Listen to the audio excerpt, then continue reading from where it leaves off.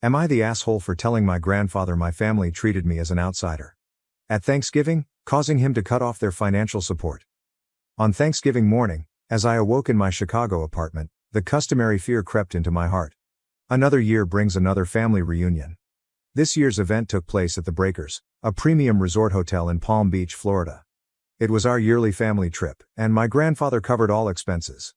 I sighed deeply as I finished checking my suitcase. I looked at my reflection in the mirror. I'm Helen Walker, a 33-year-old research director at a pharmaceutical business making $160,000 per year and living alone in Chicago. I've progressively increased my assets through diligent investing. Money is necessary, but dignity is far more valuable. My grandfather's words rang through my thoughts. He is a great businessman who built his money on building. He taught me everything I know about financial management. He has been enthusiastically teaching me about investing and asset management since I was a child. He's the only one in the family who fully understands me. In stark contrast is my sister Catherine, a former flight attendant who is now a full-time housewife. She appears to be well off, living with her husband and 7-year-old kid. However, this lifestyle would be impossible to maintain without our grandfather's monthly support. Their hefty mortgage payments, auto loans, and daughter's private school tuition are all covered by grandfather's assistance. Catherine's social media feed is still loaded with gorgeous images about new designer bags, costly dinners, and luxurious vacations. She seemed obsessed with depicting a lifestyle that is distant from reality. My parents are similar. George and Margaret look to be living a pleasant retirement in Florida, but that too would be unsustainable without grandfather's assistance. Their retirement fund planning, the deposit for the posh retirement home, it all rests on grandfather. My parents have always been chilly to me yet indulgent to my sister. That has not altered since childhood. During my undergraduate years, I used scholarships to pay for my tuition and worked part-time to supplement my income. Meanwhile, my sister relied solely on our parents for everything, from studies abroad to living expenses. The disparity is a terrible memory. Another of grandfather's sayings was, "Become someone who can stand on their own 2 feet." I lived by those principles, studying and worked tirelessly to achieve independence. I made a profession in the pharmaceutical sector, increased my assets through investments, and created a life that does not require anyone's assistance. My own hard work paid for the high-rise flat with a view of Chicago's cityscape. Moderate luxury within my means is the lifestyle I've chosen. As I lifted my bag, my uneasiness about this year's Thanksgiving increased. Every year, our family's warped relationships worsen. My sister's competition for appearances, our parents' prejudiced adoration, and grandfather's concerned expression. In the taxi to the airport, I thought about this year's trip. The Breakers, a prominent 5-star hotel founded in 1896, features Italian Renaissance architecture and magnificent suites costing more than $800 per night. The Thanksgiving special supper was estimated to cost $200 per person. Despite the opulent surroundings, our family's reality was weak and skewed. My sister's lavish lifestyle and our parents' comfortable retirement were all castles constructed on the sand of grandfather's approval. This year, those misconceptions were about to hit their limit. Everyone must have observed, but no one dared to speak about the truth that awaited us. On Thanksgiving Day, Florida's warm sunlight streamed through the taxi window from Palm Beach International Airport to the Breakers. I arrived at the luxury resort in good weather. I was the last to arrive. I strolled inside the gorgeous Italian Renaissance-style edifice, carrying my navy Rimowa luggage. My basic yet lovely theory dress had wrinkled somewhat from the lengthy travel. The lobby extended out into a neat, respectable area. Luxurious chandeliers gleamed above, as footsteps echoed silently on the marble floor below. Other visitors had already begun to enjoy their Thanksgiving afternoon in their own unique ways. On my way to the front desk, I saw my folks. They appeared to be discussing something in a quiet corner of the foyer. Mother wore what appeared to be a new resort dress, while father dressed casually and appropriately for his age. They averted their gaze as soon as our eyes met. "Miss Walker, I apologize, but I cannot find your reservation," the front desk staff replied sheepishly. They continued examining the screen, unable to conceal their astonishment. "I can see the reservations for your family members, but..." At that point, the sound of expensive heels approached. I turned to find Catherine approaching us with a proud look, a Hermès Birkin bag on her arm, and a Cartier watch shining. "Oh, Helen finally made it," her voice was deliberately sarcastic. As other customers focused their attention on us, the front desk workers proceeded to examine the system. "How strange that there's no reservation," Catherine continued, her voice rising in volume, evidently intended to attract attention. Her Louis Vuitton suitcase stood out in comparison to my blue case. Actually, Catherine drew closer with a triumphant smile. I only made reservations for our family. Her words resonated around the foyer. A room for me, my husband, and daughter, and one for mom and dad. Just for the real family, you see. A minute of quiet occurred. The front desk personnel were speechless, and our parents turned away even farther. The air around me seemed frozen. I took a slow, deep breath and said without changing my expression, "I see. Then I'll leave." My voice came out more calmly than I expected. I adjusted my grasp on the suitcase handle and pleasantly nodded to the front desk workers. I took out my smartphone and launched the taxi-hailing app. Wait, Catherine's voice increased slightly, but I was already about to exit the foyer. Feeling the front desk staff's sympathetic look, I began strolling toward the entrance. My sister, despite being caught off guard by this unexpected event, maintained a triumphant grin. Our parents stood uncomfortable and frozen in place. Only my footsteps resonated through the hushed lobby. The afternoon sunshine coming through the main door seemed unusually bright. While waiting for the taxi, the palm trees swung in the gentle breeze. The Thanksgiving weekend I had planned to spend at this luxurious resort had come to an end in a matter of minutes. However, in this moment, a peculiar sense of release washed over my emotions. Grandfather's words resurfaced. Become someone who can stand on their own 2 feet. I felt like I now understood what he meant. During the few minutes I waited for the taxi, I looked at the hotel's stunning facade. The Adam-style architecture recounted the story of nearly a century of history. Luxury cars decorated lavishly for Thanksgiving continued to arrive, accompanied by well-dressed families. Through the lobby glass, I could see my niece, Amy, in a costly dress that was inappropriate for a 7-year-old. She was fidgeting behind her mother, possibly searching for me. Every Thanksgiving, it was my tradition to bring her a gift.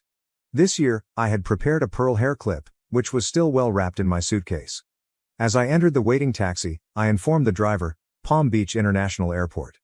On my smartphone, I was already looking for the next available flight to Chicago. Though airfares were high during Thanksgiving, this did not concern me at all. Rather, the emotional energy I'd squandered each year over this season appeared far more costly. The Breakers building appeared smaller in the rearview mirror. Its form, glistening in the afternoon sun, seemed to represent our family's apparent glamour. And suddenly the first break had emerged in the facade. I had no idea what would happen next, but one thing was certain, there was no going back. The taxis inside created a peaceful environment away from the outside noise. The air conditioning maintained a pleasant chill, and the luxury leather chairs gradually relieved the stress from earlier. Outside the window, Palm Beach's characteristic resort panorama flowed past, with neatly aligned palm trees, white luxury mansions, and occasional glimpses of the Atlantic's shimmering surface. Views that would typically captivate me seemed curiously distant. I pulled out my smartphone and dialed my grandfather's number without hesitation. The ringtone appeared to last longer than normal before he eventually responded. "Helen, what is wrong?" Grandfather's voice maintained its customary calm. "I have something to report," I said, speaking in a straightforward manner. I described the events at the hotel without emotion, just the facts. The missed reservation, Catherine's words, and how I left. I described everything chronologically. On the other end of the telephone, I could hear Grandfather's breathing becoming slightly rougher. He was definitely able to contain his rage. However, I added no words of condolence. "I understand. I'll handle this from here," said Grandfather, his voice low and husky. In those simple remarks was a foreshadowing of what was to come. Shortly after hanging up, incoming calls began to come in. First, Catherine reported over 10 missed calls in 15 minutes. "Helen, Amy wants to see you. She was looking forward to our yearly Thanksgiving. Can't you consider a child's feelings?" Her text continued. "My friends are coming to dinner tonight. I had planned to share a great family Thanksgiving photo on Instagram. Do you understand how uncomfortable this scenario is?" Catherine's voice became increasingly frantic. Between these calls, we started receiving emails from our parents. "We could have created another room," Mother wrote, "but as Catherine mentioned, we prioritize our genuine family. Are you independent now?" Father's email was even more inhumane. "Catherine has a family, a husband and a child. You understand, correct? Can't you just put up with it for Thanksgiving?" The following email contained spiteful calculations. "That's always been your problem, only thinking about yourself, never considering the family." Mother continued, her tone making me appear like the villain. "We had everything scheduled for social media updates. We were meant to take beautiful photographs of you and Amy. Everything is ruined now."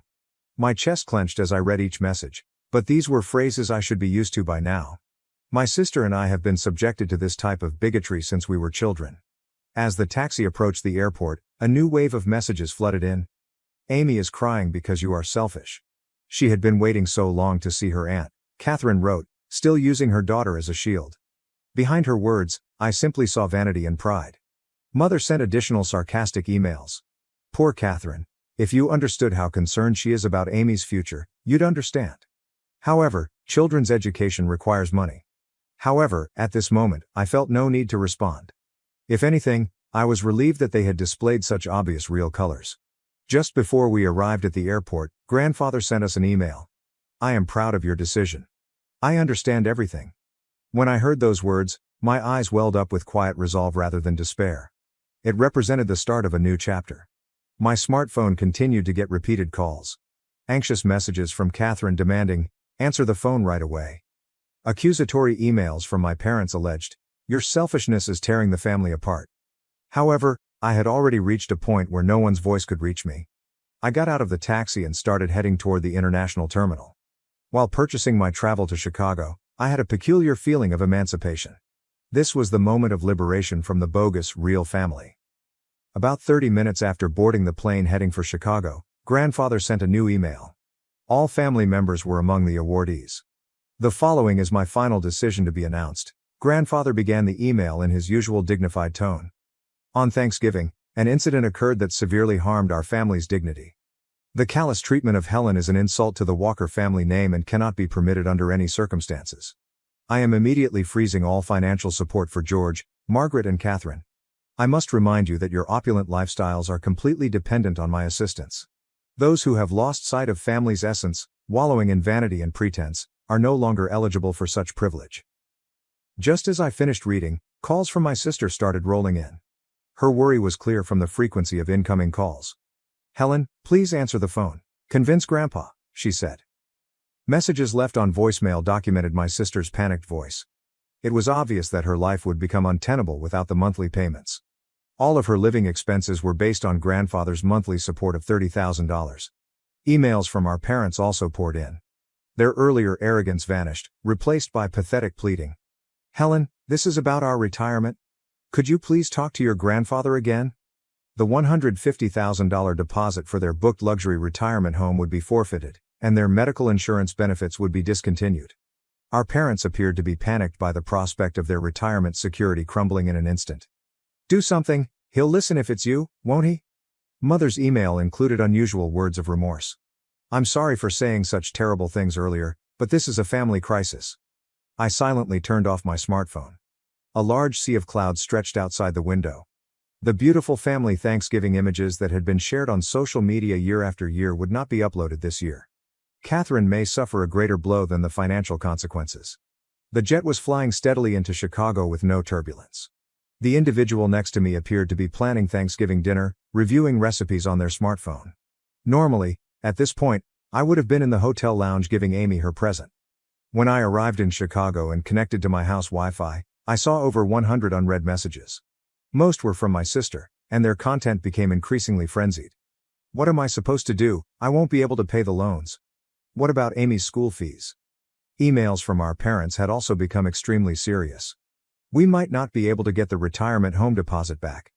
What are we supposed to do now? I can't sleep at night thinking about the medical insurance. However, what grabbed the most attention was grandfather's final notice, which was distributed to all family members. This measure is irreversible. Consider it the consequence of your own actions. Any objection to my decision will result in the termination of all remaining support. I calmly read the incoming mails. Their previously disdainful demeanor had entirely turned into desperate appeals. Never before has each family member's genuine nature been displayed so vividly. I set down my smartphone and brewed tea in the kitchen. By now, I should have been enjoying the hotel's sumptuous dinner, a $200 Thanksgiving special course per person. Remembering that sum made me smile somewhat. Every year, my sister's family would post about this opulent supper on social media, despite the fact that they were struggling to make monthly credit card payments. A second call arrived, this time from my sister's husband. Words condemning his wife's spending habits were mixed in with the panic and perplexity. It appeared that fissures were forming in their marriage as well. Our parents sent more detailed pleas. The retirement home won't refund the $150,000 advance payment. Medical insurance will be self-paid from next month. Because of you, our retirement. Following those statements, he repeatedly defended my sister and criticized me. It was as if they had learned nothing. I pulled a lemon out of the refrigerator and put it in my tea. Tomorrow, I will go back to work as usual. The pharmaceutical company's initiative anticipated further study of data analysis. A $160,000 annual salary and steadily accumulating investment trusts, a solid life foundation developed via my own labor.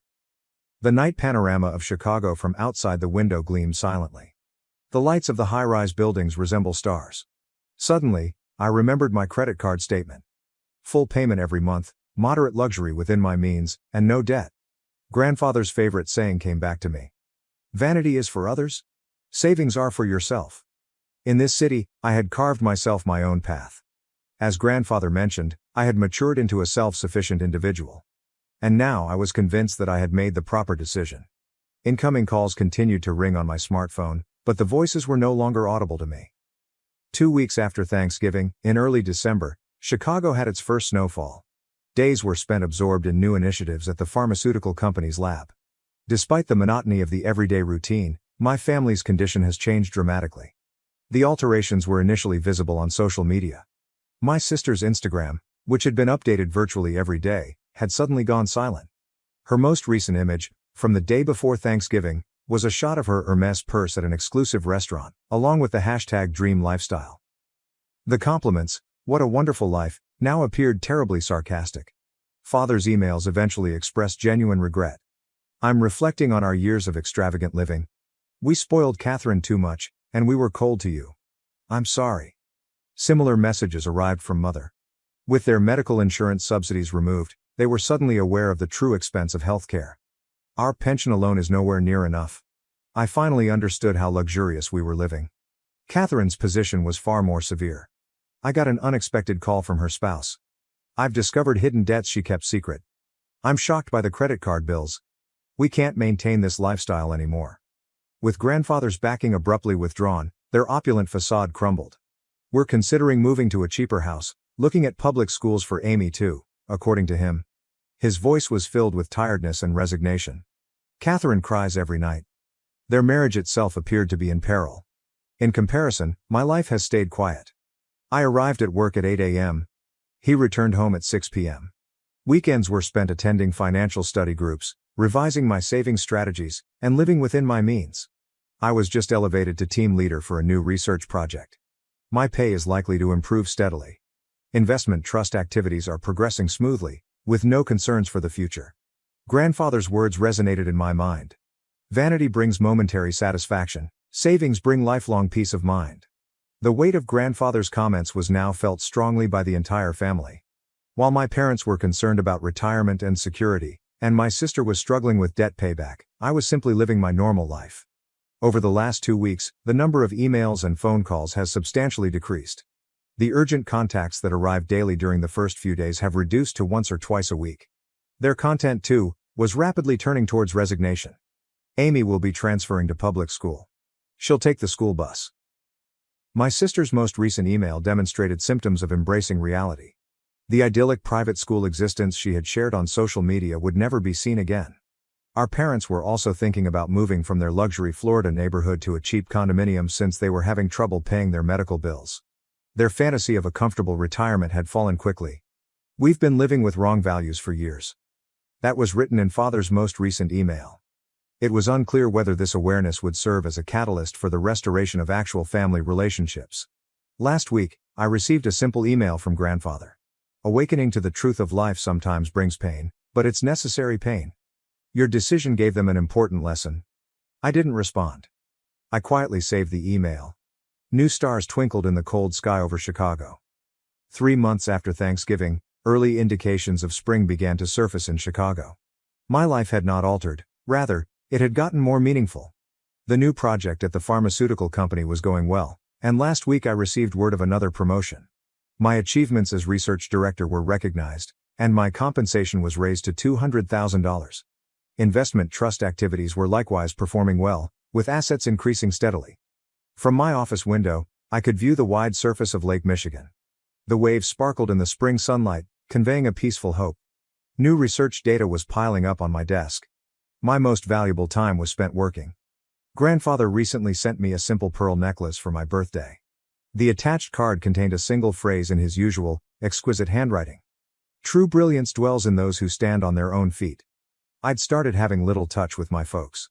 They'd relocated from their upscale Florida community to a more inexpensive condominium. Despite their struggles with medical bill payments, they appeared to be gradually adjusting to reality. Luxury brings momentary joy, but there's genuine security in a grounded lifestyle. Mother wrote in an email showing genuine understanding for the first time. My sister's family had relocated to a typical suburban neighborhood. Amy had started attending public school and was becoming accustomed to riding the school bus. Catherine's social media accounts remained inactive. How empty it all seems now, posting just to keep up appearances, she stated in an unusual email. Days spent struggling with credit card payments tested their marriage, but they were no longer avoiding reality. I had started setting new ambitions. I intended to achieve more in pharmaceutical research and eventually run my own research team. I hoped to share my knowledge and experience with young scholars. During the holidays, I attended finance and economics study groups. The individuals I met there lived strong, practical lives. The real chats, devoid of pretension and ego, were refreshing. The Thanksgiving incident taught each family member valuable lessons, including the value of financial independence, the futility of a pretentious lifestyle, and, most importantly, the true definition of family. Grandfather's final words lingered in my heart. Real bonds can only be born after overcoming hardship. In my desk drawer, the pearl hair clip I had prepared as Amy's gift was still nicely wrapped. Perhaps someday, when she discovers actual value, when she appreciates the importance of standing on her own 2 feet rather than counting social media likes, this clip will be appropriate to show her. Outside the window, early spring winds rustled through the street trees, signaling the start of a new season. I ended my engagement to my fiancée. After she wanted a break to explore her ex, I sold our house and disappeared. Hello everyone, after what feels like an eternity, I, 27 million, decided it was time to discuss what has been going on with me recently. Here's the thing. Until lately, I thought I was marrying the love of my life, Tessa, 26F. We'd been together for 4 years, and for the most part, I thought we were solid. But now I'm sitting here, wondering why I didn't see this coming sooner. Tessa and I met at a birthday celebration, introduced by a mutual friend. She was humorous, confident, and had a no-nonsense approach that I enjoyed. I'd dated previously, but no one connected with me as she did. We hit it off quickly and moved in together after a year. Things felt natural, as if we were all on the same page about professions, marriage, and eventually creating a family. She was a freelance graphic designer, and I worked as a project manager for a technology business, so our schedules were very similar. Life wasn't glamorous, but it was enjoyable. We had been discussing getting married for a time, but it wasn't until last year that I proposed. Nothing fancy, just a simple supper at home for the two of us. Tessa seems thrilled. She cried, hugged me, and agreed. That night, we began to envision our future. A fall wedding, a limited guest list, and this charming little site by the lake. It seemed like everything was falling into place, or so I thought. The initial red flags were little and evident. They were little sneaky flaws that I ignored because I didn't want to overthink. For example, Tessa's enthusiasm for wedding preparation faded after a few months. She was all in at first, sending me Pinterest boards, searching through wedding outfits, and asking about small details like whether I preferred tulips or roses for the centerpieces. But suddenly it simply stopped. I'd ask her questions like, "Hey, have you chosen your bridesmaids yet?" And she'd shrug it aside.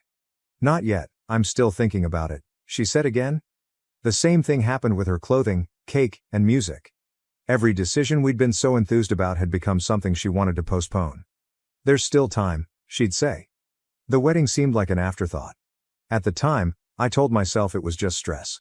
Wedding planning can be overwhelming, right? Plus, Tessa had a lot going on at work. I assumed she'd snap out of it eventually. What I didn't realize was that her lack of enthusiasm wasn't about the wedding, but about us. The true slap in the face happened one night while we were out with some friends. Someone brought up the dumb TikTok game, which you've probably seen. It's the one where you have to answer personal questions while keeping a straight face and not passing judgment. Everything was going well until someone said, "If you could relive one relationship, which would it be?" Without thinking, Tessa responded, "Oh, probably Dylan." Just like that. Dylan. Her college ex. The person who cheated on her. The moment she uttered that, the room became awkwardly quiet. She giggled awkwardly and attempted to backtrack, saying, "I mean, not that I'd want to. It's just a significant element of my past." I wanted to confront her right there, but we were among friends, so I let it go. Later, when we were alone, I asked her about it. What was it about Dylan? Why would you choose to revisit that relationship? She simply shrugged it off as if it were no big thing. "It was a stupid game, Liam. Don't take it so seriously." She grinned and shifted the subject. I didn't press it because, honestly, I didn't want to start a battle over something that could have been minor. But, deep down, it stayed with me. Following that, her behavior became more difficult to ignore. She was using her phone more frequently, going through her texts with a cheeky little smile. She began creating vague explanations for why she couldn't hang out or why she would cancel plans at the last minute. "Oh, sorry, I just have a lot of work to catch up on tonight," she'd typically remark. Or it may be, "I promised my mom I'd visit this weekend." The justifications were not particularly suspicious, but they were stacking up. It seemed like I had become less of a priority. Then came Friday night, which changed everything. I arrived home from work early, excited to spend the evening with Tessa. I was hoping we might order in and binge watch something, a quiet night. When I came in, however, the atmosphere seemed odd. She was seated on the couch, holding her laptop, but she wasn't working. She was staring at the screen, absolutely unfocused. "Hey, I'm home," I murmured, hoping to relieve the tension. "You're early," she said, as if it were a negative thing. I shrugged it off and went into the kitchen to begin preparing dinner, but the silence in the house was oppressive. Usually, she'd ask how my day was or tell me about her own. What about tonight? Nothing. Finally, I looked around and asked, "Is everything okay?" She shut her laptop and glanced at me. "Actually, there's something I need to talk to you about." And my stomach sank. You know how you feel when you know something horrible is going to happen but you can't stop it? That was me, standing there like an idiot with a spatula in one hand. I approached and sat across from her. "All right," I said. "What is going on?" She paused, as if she were trying to find the proper words. She just came out with it. "I've been thinking about us." "And about Dylan?" I swear that I almost laughed. "Dylan, are you serious? What about him?" She bit her lip and avoided my gaze. "I suppose I need some time to consider things through. I'd like to take a break and see whether there's still something there with him." I couldn't believe what I heard. "Do you want to take a break and date your ex? Are you out of your mind, Tessa? We've got engaged." "It's not like that," she responded hurriedly, as if she could smooth things up. "I just want to know if I'm making the right choice with you. And if it doesn't work out, I pledge to come back." That's when I discovered how deep her chutzpah was. She assumed I would sit around and wait for her to decide whether I was good enough. Something inside me moved at that very instant. I did not yell or blow up. I just sat there staring at her, wondering how the hell I hadn't seen this coming. I wasn't sure how to answer at first. My fiancée recently informed me that she wants to take a break to explore things with her ex, Dylan. What can you say to that? Finally, I asked. "So, what does this break mean to you?" My voice came out more calmer than I felt. She straightened up slightly, as if she had been ready for this conversation. "I believe we need some space to figure things out. I'll take some time to see if my feelings for Dylan are genuine, and you are welcome to ponder on us as well." I couldn't believe the audacity. "Wait," I replied, leaning forward. "You're saying you need to date your ex, but I need to reflect on us? What kind of backwards logic is that?" Tessa sighed, as if I were the one acting unreasonable. "It's not about you doing something wrong, Liam. This is about me figuring out what I need." She seemed to have practiced this. The way she spoke, the way she avoided eye contact, it was as if she had already decided this was going to happen and simply wanted me to accept it. "You know this sounds insane, right?" I muttered. "You don't just put your fiancé on hold while you go play what if with some guy who treats you like garbage." Her face tightened, and for the first time, I realized how stubborn she could be. "I'm not asking for permission, Liam. I'm telling you what I need." That one landed differently. I wasn't just sad anymore, I was angry. I stood up and began pacing, hoping to calm myself down. "So what, Tessa? You're just going to pack a bag and head over to Dylan's place? Is that your big plan?" "No," she insisted. "It's not like that. I don't know what it looks like yet, but I need clarity before we move forward. I owe it to myself to know I'm making the right decision." "You owe it to yourself?" I asked, laughing cruelly. "And what about what you owe me?" "We're engaged, Tessa. We're supposed to be building a life together, and now you're telling me you need to test drive your ex to make sure I'm good enough?" I never said you weren't good enough, she replied, her voice rising. But if we're going to spend the rest of our lives together, I have to be certain. And right now I'm not. That was it. She wasn't simply interested in exploring things with Dylan, she was also unsure about me. Even after 4 years together and all of our plans, she was still unsure. It struck me all at once. She hadn't realized how painful and stupid her plea was. She believed this was reasonable, that I'd just sit there while she figured out whatever foolishness was going through her head. I stopped pacing and glanced at her, really stared at her. You know what? Sure, I responded, my tone bland. Take your break. She blinked, surprised by how quickly I agreed. Liam, I'm not trying to hurt you. I need space to figure things out. I nodded and kept my expression bland. All right. If that's what you need. She paused, as if she expected me to argue or fight for her. When I didn't, she stood up, took out her laptop, and murmured, I'll stay at my mom's for a bit. This isn't forever. We'll talk when I've had some time. Okay, I replied simply. She looked at me, wondering how to answer, and then disappeared into the bedroom. I could hear her moving around and throwing items into a bag. I remained calm on the couch, but my mind was already turning. If she really wants a break, that's okay. Let her have it. Several minutes later, I heard the front door close. She was gone, perhaps believing she had abandoned me here to wait and worry. She had no idea I was not going to sit around and do nothing. She could have her fantasy, but I had other ideas now. I'll provide an update once I've set some things in motion. This is not going to end the way she expects it to. Update 1. Thank you for your feedback and suggestions on my last post. A lot has happened this week, and I'd like to report how things are going. First and foremost, I want to thank everyone in this community for their wonderful support. Many of you mentioned that I don't just sit around waiting, and you were correct. I've been busy putting everything into motion. First, I called my pal Noah. He's been my best friend since college, and he's not the type of man to sugarcoat things. After hearing the full story, he brought over pizza, and we spent the entire night scheming. Dude, you realize she's going to try to crawl back once things don't work out with Dylan, right? Noah reminded him. He was correct, of course. The more we talked, the more obvious it became that I needed to be proactive. This was not about vengeance, it was about regaining control of my life. I began with the house. Tessa doesn't seem to recall that it's entirely in my name. She loves to act as if it's our home, always talking about the curtains and paint colors she chose, yet I'm the one who pays the mortgage. I phoned a realtor first thing Monday morning. The realtor came by to see the property, and we decided to list it right away. The market in our neighborhood is now hot, and we already have several potential purchasers. Tessa has no idea. She probably believes I'm sitting here in our shared home, waiting for her to sort out her feelings. The next step was to gradually remove her from my life. You remember the Live Laugh Love placards she insisted on putting up? Gone. Did she have to have those beautiful throw pillows? Donated. Her clothing and personal belongings that she left behind? I carefully packaged them all up. But this is where I became strategic. Instead of just dropping her belongings off at her mother's house or having her come fetch them, I hired a moving company. They took everything to her mother's house and left a short note. Here's your stuff. Good luck with Dylan. I know some of you may think this is petty, but I disagree. I'm not being vengeful, I'm being efficient. She wanted some room to think things through?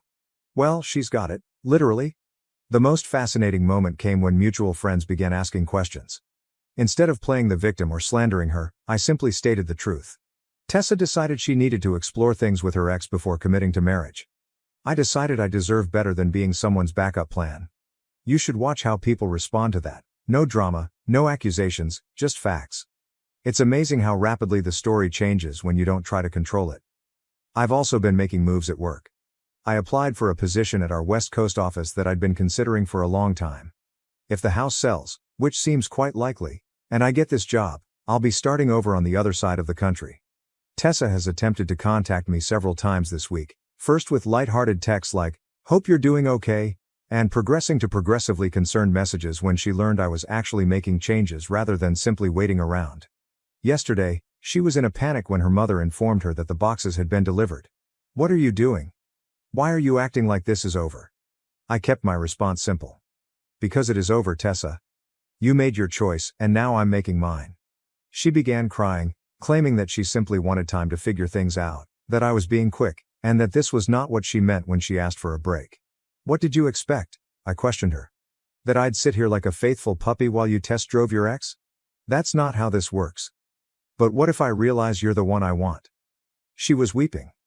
Then you'll have learned a valuable lesson about not taking people for granted, I said before hanging up the phone. The weird thing is that I'm no longer upset. Instead, I feel liberated. Every box I pack, every move I make feels like I'm reclaiming parts of myself that I didn't realize I'd given up. Noah came by again yesterday to assist me with packing the house.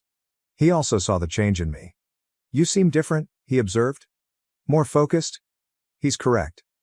I'm different. When Tessa first revealed her desire to pursue things with Dylan, I felt like my world was falling. Now I see it wasn't my world collapsing, but rather the false reality I'd been living in finally disintegrating.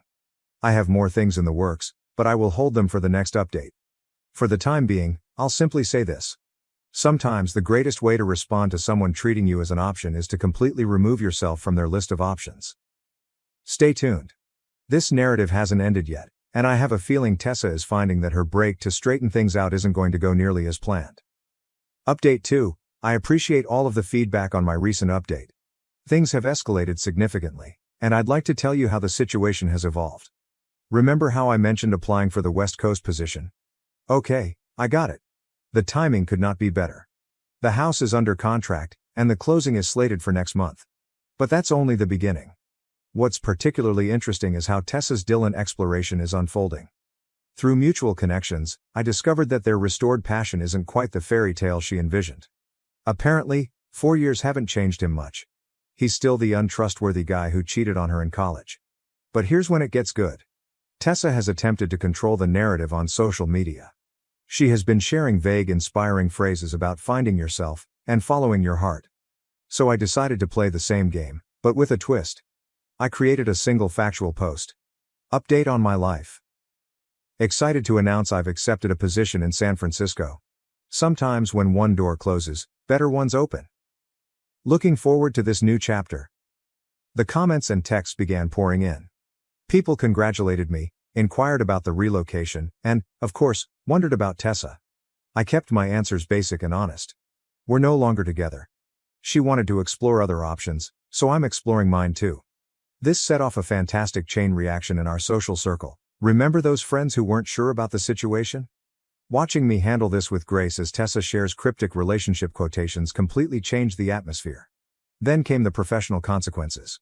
Tessa's freelance design employment is primarily based on recommendations and networking. Sarah, 29F, a mutual contact in the computer field who used to refer many clients to Tessa, contacted me. I need to know what happened, Sarah explained over coffee. Tessa's telling people you're having a temporary separation to grow individually, but something feels off. I shared Tessa's note about wanting to date Dylan. Sarah's look said it all. She did not believe it. By the end of the week, numerous potential clients had pushed back their projects with Tessa, not because I said anything nasty, but because, honestly, who wants to work with someone who takes commitment so lightly? Tessa sensed the shift. Her texts become more frequent and frantic. Why are you telling people about Dylan? You're ruining my reputation. This isn't fair, I just needed time to think. I answered to the last one. You got what you wanted, time and space, how I spend mine is no longer your concern. Then came the turning point. Dylan, in his wonderful wisdom, shared a photo of them together at the restaurant where Tessa and I had our first date. It was evident she was attempting to recreate our history with him. It was both sad and funny. The post didn't last long, but the damage was done. Our friends witnessed it, and the remaining few individuals who supported Tessa's finding myself story lost respect for her. Even her own sister contacted me. I'm so sorry about how she's handling this. You deserve better. What is the most satisfying part? I didn't have to be vengeful. I simply lived my life freely and honestly, whereas Tessa attempted to play both sides. The truth has a way of emerging. She visited my office yesterday. Dylan seemed to have already revealed his true colors, flirting with other women, being untrustworthy, a familiar story. She was crying. I made a huge mistake, she cried. I was scared of commitment. I thought I needed to know if there was something better out there, but I was wrong. You're the best thing that ever happened to me. I simply gazed at her calmly. No, Tessa. The best thing that ever happened to me was you showing your true colors before we got married. She attempted to argue, claiming that we could fix this, that she would go to counseling, and that she would prove she could be trusted again. I simply shook my head. You don't get it, do you? This isn't about Dylan anymore? This is about you thinking you could keep me as a backup while you explore your options. That's not love, that's convenience. She left my office distraught, but I felt better than ever. The house closes next week, the majority of my belongings are packed, and my new life in San Francisco begins in a month. The funny thing is that some folks think I'm being overly tough. Everyone makes mistakes, they explain. However, this was not a mistake, it was a choice. There are actually several options available. Each time she texted Dylan. Every time, she lied about where she was. She spent every second planning to put our romance on hold. These were all options. I'll provide another update once the move is complete. For the time being, I'll leave you with this. Sometimes the best revenge isn't getting even, but rather getting better. And this is exactly what I'm doing. Next update. Update 3. Thank you for following my journey. This will be my final update, and I have some interesting developments to report. San Francisco is everything I imagined it would be. My new apartment has a stunning view of the bay, and the tech scene here is fantastic. My new office team is fantastic. It's refreshing to be around people who prioritize growth and innovation over drama. But first, let me catch you up on how things ended back home. The closing went smoothly, and the house actually sold for more than the asking price. It was interesting to see Tessa's reaction after finding out through mutual friends. She didn't believe I'd sold the house until she drove by and saw the new owners move in. Here's where it got really interesting. Remember Dylan? He reached out to me, of all people. He sent me a long message about how he never meant to cause problems and that Tessa had contacted him first, months before she requested the break. Tessa had been planning her little exploration for quite some time.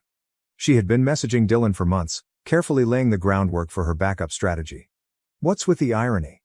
Dylan ended their relationship because, as he put it, if she could do this to you, she could do it to anyone. Tessa's professional fallout has been significant. Remember all the clients she'd lined up? Most of them discovered other designers, not because I said anything, but because word spreads in the industry. One of her largest clients really contacted me. We heard what happened with the engagement, they told us. We're looking for someone who can commit to long-term projects. Do you know any reliable designers? I recommended a talented acquaintance of mine, and she received the contract. Karma, I suppose. Tessa's social media meltdown has been something to see. Then came the sorrowful quotations about losing your sweetheart, followed by angry posts about toxic people who can't handle growth. Finally, she made urgent attempts to show everyone how delighted she was. The final one was quite interesting. She wrote about beginning her own design firm. 3 days later, she began sending out job applications. Last week, her sister contacted me again. Tessa has apparently been staying with their parents, stating she needs time to heal from our separation. Her sister's exact words were, "She really thought you'd wait for her. When you sold the house and moved, it broke her fantasy completely." The most reassuring moment occurred during a video call with our old friend group.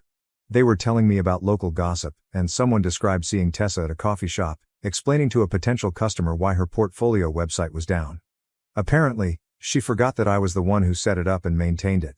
She couldn't figure out how to restore her hosting membership when it expired. Not my concern anymore. My new life here is coming together well. I've joined a local rock climbing club, begun taking Spanish lessons, and even adopted a dog from a local shelter. His name is Zeus, and he's a greater companion than my ex-fiancée. The tech community here is really inviting. Last week, I was invited to speak at a developer conference, which would not have happened if I had stayed at home. It's amazing what you can accomplish when you're not dragging dead weight. I had one last interaction with Tessa. She sent me an email requesting some old images from our shared cloud storage. I had previously downloaded what I wanted and terminated the account several weeks ago. Her email stated, "I know you're trying to erase me from your life, but you can't just delete our memories. Those 4 years meant something." My reply was simple. "You're right. Those years taught me what I don't want in a partner. Thanks for the lesson." Some mutual acquaintances believe I am being very harsh and should be more understanding of her moment of confusion. However, that wasn't a moment. It was a calculated decision to keep me as a safety net while she pursued what she believed to be a better option. What is the most important thing I've learned from all of this? Sometimes the worst things that happen to you result in the best outcomes. If Tessa hadn't shown her true colors, I could have married her, only to learn her genuine personality years later, possibly with children in the mix. Instead, I'm in a lovely city with a wonderful job, making new friends, and feeling optimistic about the future. The anguish of betrayal has been replaced by thankfulness for the gunshot avoided. Thank you to everyone who has followed the story and offered advice. Your encouragement helped me remain strong when I might have faltered. And for anyone going through a similar situation, know this. When someone shows you who they are, believe them the first time. Don't wait around for them to alter their mind about you. Life is too short to be someone's backup plan. Sometimes the best thing you can do is walk away and make things better for yourself. That's it for now, guys. This chapter of my life has officially ended, and I couldn't be more excited for the next one to begin. Take care, and thank you for everything. My husband left our kids home alone but denies it, even after footage showed a woman visiting. He still refuses to admit the truth. My husband is 43 and I'm 31. We've been married for 7 years and have a 5-year-old and a 9-month-old. My husband left our children alone and he refuses to admit to it or tell me where he was. I'm furious, enraged, and my husband keeps telling me I'm making a big deal about nothing. This just happened this weekend. I am on the board of directors for a local non-profit organization. I had to attend an event for that organization this past Saturday, and I was gone for most of the day. My husband was supposed to be home with our kids. I texted him a few times and he responded. When I called around midday he didn't respond, but that's not very unusual. Shortly after that, I got a call from my mom. She said my son had just called her and when she asked him what he and his sister were doing, he said they were both watching TV. When she asked where their dad was, he said his dad wasn't there. My mom asked him several other questions and from my son's responses she believed he was telling the truth and that my husband wasn't there and that there was no adult there at all. She said he didn't seem scared to be alone or worried about where his dad was at. He just called her to chat. He has a tablet designed for children, with pre-programmed contacts that he can call. It's only a few people, just family members. I left the event immediately and began texting and calling my husband repeatedly. He didn't respond to my first several attempts. It took him about 10 minutes, I was halfway home at that point, to respond. I was so confused, so worried, really mad, and I asked him where he was. He said he was at home. I told him our son had just told his grandmother that he was home alone with his baby sister watching TV about 15 minutes ago. My husband denied it and I told him I was too upset to talk and drive. When I got home, I checked on the kids right away and they were both fine. I asked my husband again, where was he? He said he was home the entire time. He didn't know what our son was talking about but he must have just been confused since he had gone to the basement to do some laundry.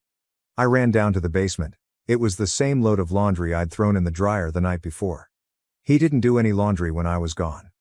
I asked my husband why my son would be confused about whether his dad was home or not. Where in our home would he have gone and for how long for our son to think his dad wasn't home? That doesn't make sense with a 5-year-old and a 9-month-old. You wouldn't leave them unattended that long. Why was he nowhere to be found when my mom asked my son to go check certain areas of the house? I begged my husband to just admit it, to stop treating me like an idiot and to stop accusing our son of lying. Just tell me the truth, because being lied to right to my face is so incredibly maddening. He insists he was home, but he can't come up with any believable story of where he was at or what he was doing during that time. The way he answers me when I ask him about this and demands truthful answers is so dismissive. When I tell him, "You left our children alone," he quickly says, "No, I didn't, so anyway." He says I'm overreacting and letting our son's imagination drive me crazy. I am convinced he was gone. We don't have a Ring camera, but at least one of our neighbors does. I'm so upset about this that I'm tempted to ask our neighbor for the Ring footage. I had to go out to my car and scream and cry because I got so upset. Of course, I didn't want my kids to see my reaction. I can't put into words how upset I am about the fact that I know he must have really left them alone but have no proof and am being treated like I'm just a paranoid nutcase of a mother-woman by him. Comments.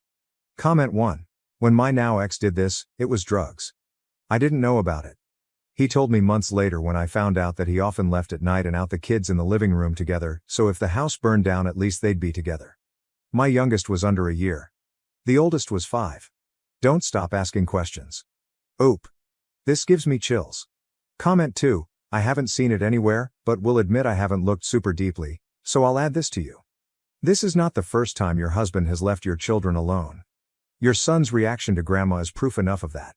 He was calm, completely unbothered by the fact that he and the baby were alone.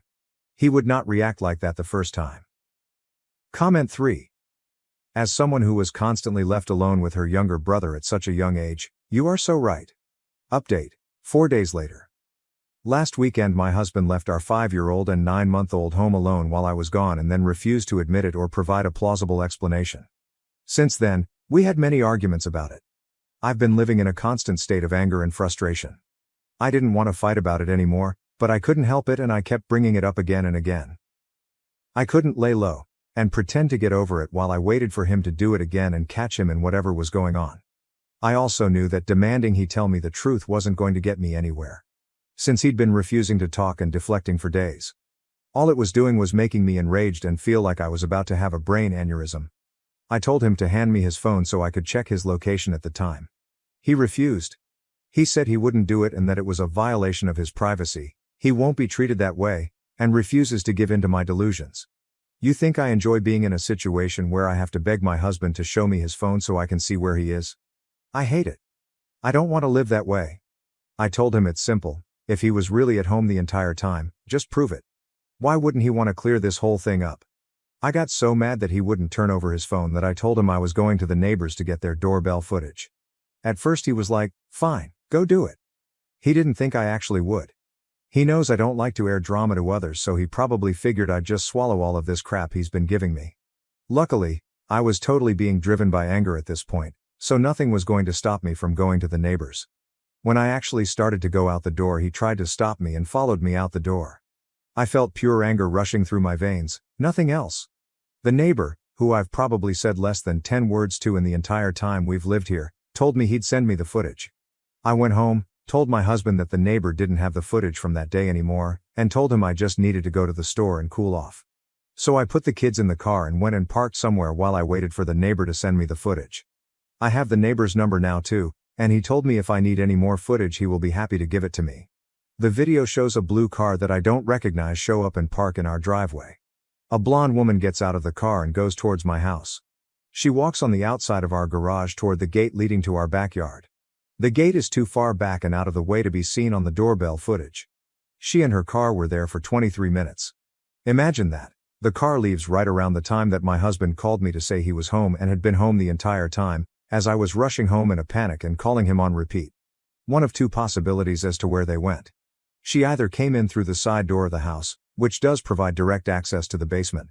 Or, and what I think is more likely, is that they were in the backmost area of our yard, which is a gated pool area. Immediately behind our house is a grass lawn, then you step down a few steps and we have a patio, and then there is a fully gated area where the pool is. It's not like you think of when you picture a gated pool. It's a full, 6-foot wood fence all the way around, plus even taller landscaping for added privacy. You can't see into the area at all unless you're inside. I think it's more likely that they were back there because my son said his dad's keys were gone and we keep that gate locked with a key. The pool is closed for winter, but there is one small building back there, sort of like a shed we converted into a changing area, and there is a covered patio with furniture. I'm convinced that's where they were. So technically he was home, but in an area totally removed from the house and where he couldn't see or hear the kids if something happened. I asked him how he could explain this. What were they doing? I obviously don't need him to tell me what they were doing, but for some reason I still had hope that he'd finally be honest. He wasn't contrite. He showed no remorse. He was just like, yeah, she was here, but I obviously never left. Who is she? How long has this been going on? And if he's going to be such a disgusting, despicable excuse of a man, then why couldn't he at least have found any other time and any other lie or excuse other than when he was home alone with our kids? I told him I know this has happened before and I demanded to know how many times he's done this when he's been home alone with the kids. He swears this is the only time, but he still doesn't have the balls to confess to what they were doing. I don't believe him that this was the only time, FYI. I still have so many questions and I still feel like my heart is beating 200 times a minute. My blood pressure is through the roof. I've cried a lot, sobbed, begged for somebody to help me, yelled, screamed, ordered a bunch of books about divorce and custody. And you know what?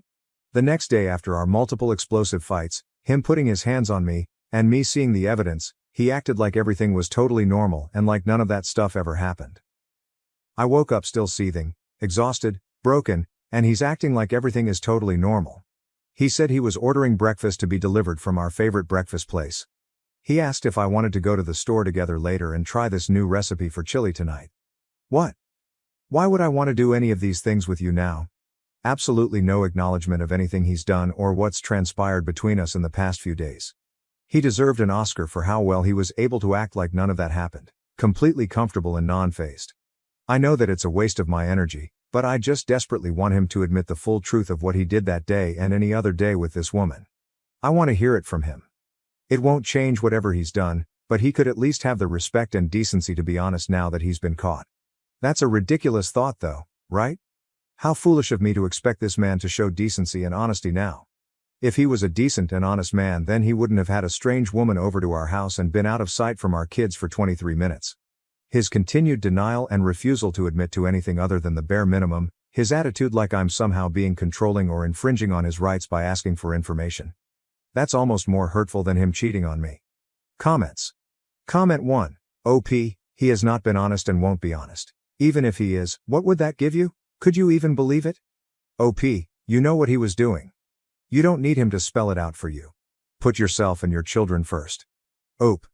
At the end of the day, him admitting to what he's done wouldn't really change anything. It certainly won't change anything he's done. It won't make it better. And I probably still wouldn't believe I was getting the full truth. Yet, I can't stop seething over the fact that he's refusing to give me any info. Comment 2. Because he is hoping that if he doesn't admit to it, there is a chance you will stay with him. He cheated. He endangered your children. He is selfish. Comment 3. I'm so sorry you're going through this. Unfortunately, you won't get anything for him. If I were you, I'd channel that anger into a plan to take your kids and leave. He will never say he left his kids in a dangerous situation to cheat on you. You know it's what happened, he knows it's what's happened. And it will continue, make no mistake. My parents sued me for cutting off contact and tried to drag me back into their drama. Their manipulation led to a court battle. I got my friend's sister pregnant, but she lied about it. My parents disowned me, but now that they know the truth, they are pleading with me. Okay, so here's the thing. I need to get this off my chest because my life became a total wreck around a year ago. Let me begin at the beginning because, believe me, this is one of those situations where you're just like, seriously, what the hell? I never imagined that I'd be here sharing this on Reddit, but I suppose that's what happens when your family goes crazy and you're left standing there, wondering, how did this even happen? My friend Dave has a sister named Jenny. Both of them have been in my life for years. It's nothing big, is it? We all grew up in the same area and occasionally hang out. Jenny was never quite like the others. I don't mean to come across as cruel, but she was dealing with some mental health issues. To be honest, it wasn't my business, and I don't know all the specifics. Everyone knew Jenny struggled, but Dave never mentioned it much and I didn't ask. In any case, Jenny unexpectedly called me a year ago to tell me she was pregnant. All okay, that's cool. With the exception of one little detail, she claims that I am the father. I swear my brain just short-circuited at that very instant. I thought, wait, what? Now, let me be quite clear, I have never, ever hugged Jenny, much less had an intimate relationship with her. I was therefore unable to even comprehend her making such a ridiculous claim against me. I told her straight away, Jenny, I don't know what you're talking about, but there's no way I'm the father. We've never been close like that. However, she simply repeated it repeatedly, as if I were going to magically recall a night that never occurred. To put it mildly, it was strange. Though I was secretly freaking out, I attempted to remain composed, thinking perhaps this was a result of her mental health issues or something. This is the point at which things start to go wrong. A prenatal paternity test is something Jenny declines to take. She refused to move, even though I was sitting there thinking, if you're so sure it's my kid, why wouldn't you just take the test and prove it? It was a guilt trip city, and I wasn't buying it when she said things like, you need to be there for your child, and, you're abandoning us before the baby's even been born. I therefore made it plain that I would not sign anything if she chose not to take the test. I had no intention of legally binding myself to a child that wasn't mine. Easy, isn't it? That should be the end of it, I thought. I was mistaken, boy. The familial drama begins. My parents found out a few weeks later. My parents have this whole traditional values thing going on, and the moment they learn about the issue, they lose it, like, totally lose it. I still love them though. I'm just standing there trying to speak, but they're not listening, and they're calling me names and calling me a shame and a deadbeat. They wouldn't listen to me when I informed them, Mom, Dad, this isn't my kid. Jenny's just making stuff up. They couldn't seem to get rid of the idea that I was the one who brought this baby into the world. After that, there were many ugly arguments. To be honest, I'm still upset about things that were said that I probably can't take back. Despite my repeated assurances that it wasn't my child, my parents persisted in pressuring me to act morally and become a father. They didn't care about it. They saw me as already guilty. They stated they couldn't believe I would refuse my own child and that they didn't raise me to be a deadbeat. I was not even in the same state when Jenny would have become pregnant, which makes the situation even more bizarre. Yes, she allegedly became pregnant while spending a whole month at a friend's house. My parents dismissed this when I brought it up to them. People make mistakes, they stated. Yes, this was more than a simple error. This was a serious charge that might destroy my life. At this point, Jenny is approximately 6 months along in her pregnancy. The entire family has now turned against me. Every phone contact, text message, and family meal revolves around the idea that I must mature and assume responsibility for this child. I was going crazy. I felt as though I was in a bad dream, and no matter what I did or said, no one took me seriously. Fortunately, most of my friends supported me, but even a few of them began to have doubts. For example, "Are you sure, man? Maybe you don't remember something." My parents finally gave me the ultimatum. They're casting me out of their lives, disowning me, and kicking me to the curb if I don't take charge and behave like a father. They were dead serious, despite my initial belief that they were bluffing. They made it clear to me that I would no longer be accepted in the family if I didn't comply. Indeed, they disowned me after I refused to give in. That hurt, let me tell you. I was angry, perplexed, and simply hurt. They decided to believe someone else over me, even though they were the ones who reared me and were meant to support me. I was thrown out by my own family as if I didn't exist. It was cruel. After the baby was born, things became even more bizarre. Playing the part of a proud grandmother, my mother was present at the hospital. It wasn't until later that I found out. I had to deal with some legal issues to get the paternity test completed because Jenny was still refusing to do it. Guess what happened when the results were in? Not my child. I had no possibility of becoming the father. And I had a simultaneous feeling of relief and rage as soon as I held the paper in my hands. Finally, they'll see the truth. They'll realize they were wrong, and everything will go back to normal. That was my thought when I sent my parents the results. Instead, they began bombarding my phone with requests for forgiveness, money offers, and apologies. In an attempt to make things better, my dad even mailed me several $100s. The problem is that I retained the money. Yes, I did accept it. After everything they had to do to me, I felt like I owed them. But pardon them? I made it plain that I would not expose myself to such treachery again if they were prepared to disown me for such a thing. I understand, I truly do. While the majority of my friends supported me, others, along with my therapist, began to say things like, "Maybe you should give them another chance. They're your parents after all." However, how can you simply forgive someone who was willing to discard you so readily? When someone believes a falsehood about their own child, how can you trust them? I'm currently caught between the belief that I did nothing wrong and the question of whether I should even make an effort to mend my family's relationship. I can't get rid of the sensation that they let me down when I needed them the most, though, because every time I think about it, I recall how fast they betrayed me. Okay, so you would think that things would settle down after the drama involving Jenny's kid and my parents, wouldn't they? Not at all. My life had different ideas. If anything, the situation continued to get worse. You would think it would have ended with me proving I wasn't the father, but wow, I wish it had been that easy. It turns out that people would do anything to avoid accepting responsibility if they don't want to acknowledge that they made a mistake. I therefore thought, okay, now my parents will realize they were wrong, and maybe things can get back to normal, after the paternity test results showed that I wasn't the father. However, rather than providing the solace I had hoped for, things became much more problematic. To begin with, Jenny went totally crazy. She began circulating the area with tales that I had interfered with the test in some way or had fabricated it. Yes, you read correctly. She believed that I had somehow persuaded an entire laboratory to falsify the results to support my claims.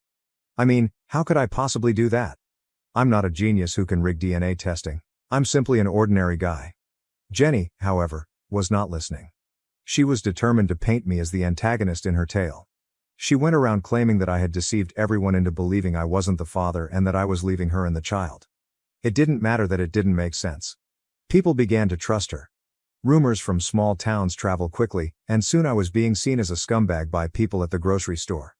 I even had people come right up to me and question why I wasn't taking charge of my child. It enraged me. Nobody appeared to care that I had the test results to show that I wasn't the father. I was being held responsible for something I had nothing to do with, while Jenny was out there acting like the victim. Never in my life have I felt so powerless. Being betrayed by your family is one thing, but what about when everyone in the community believes you are the villain? That has a distinct sound. What about my parents? They were still making an effort to be polite, but it was obvious that they were also at a loss for how to respond to the scenario. My mother kept phoning and leaving heartfelt, lengthy voicemails expressing her desire for her family to reunite. She wanted to brush everything under the rug, as if nothing had ever happened, and didn't even discuss what had transpired. She even invited me over for dinner, as if it would suddenly undo all the harm they had caused. It was offensive in addition to being awkward. They believed that a few family meals and some forced grins would make everything okay after what they had to do to me. Like they didn't even grasp how much trust they had broken, they just said, "Let's move on." There was no apology or recognition of how severely they had messed up. And that's the problem. Trust cannot be restored with a hug and a dinner once it has been shattered in that way. Rebuilding requires a lot of labor and effort, and they weren't even prepared to acknowledge their mistakes. The worst part was when my father attempted to buy me off. He simply emailed me to offer to buy me a new automobile if I returned to the family. As in, what? Did they believe they could simply buy my pardon? I wasn't even sure how to react because it was so disconnected from reality. For a long time, I just gazed at the email, trying to determine whether it was a cruel joke. My dad was serious though. I didn't answer. I was unable to. How can you respond to such a thing? Correctly repairing things was not important to them. Simply because it was convenient for them, they wanted me back in their life. And I became aware of how little they truly understood what they had done when they believed that hurling money at me would make everything better. The worst aspect, however, was discovering later that Jenny had begun contacting people I knew in an attempt to include them in her drama. She even tried to persuade Samantha, my ex-girlfriend, that I was this awful person who had left his child behind. After years of not communicating, Sam suddenly texted me, saying, "We need to talk." I didn't know what she was talking about at first, but when she revealed that Jenny had been attempting to rekindle old drama by contacting her, I nearly lost it. I told Jenny to cease over the phone. I wasn't going to allow her to include my friends and ex-partners in her mess. I was done with the lies and the games. However, she simply hung up after laughing. Talking to a wall was like that. Nothing I said would reach her since she was so engrossed in her fantasy world. By now, I was thinking about hiring a lawyer quite seriously. Even though I didn't want to go that far, I had no other option. I felt like I had no one on my side while Jenny was out there damaging my reputation and my parents were supporting her actions. Yes, I had the support of my closest friends, but even they were unaware of how awful things had gotten. At some point, I had to decide. I couldn't continue to wait for the next insane claim or rumor to surface, living in a condition of continual tension. I made the decision to sever all connections, not just with Jenny but also with my parents. It wasn't simple, in fact, it was awful. However, I realized I couldn't allow them to continue to bring me down. I sent my parents a lengthy email outlining my feelings of betrayal, my failure to trust them, and my inability to trust them going forward. Nothing was sugar-coated by me. I was honest with them, telling them that I wasn't ready to forgive them and that I wasn't sure if I would ever be. I advised them to start by sincerely apologizing and accepting responsibility for their conduct if they want to have any chance of a future relationship with me.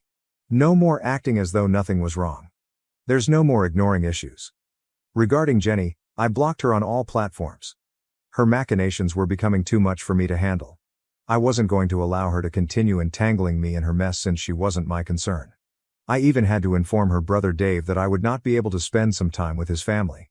Dave has always been a great buddy, so that was difficult, but I had to prioritize my own health.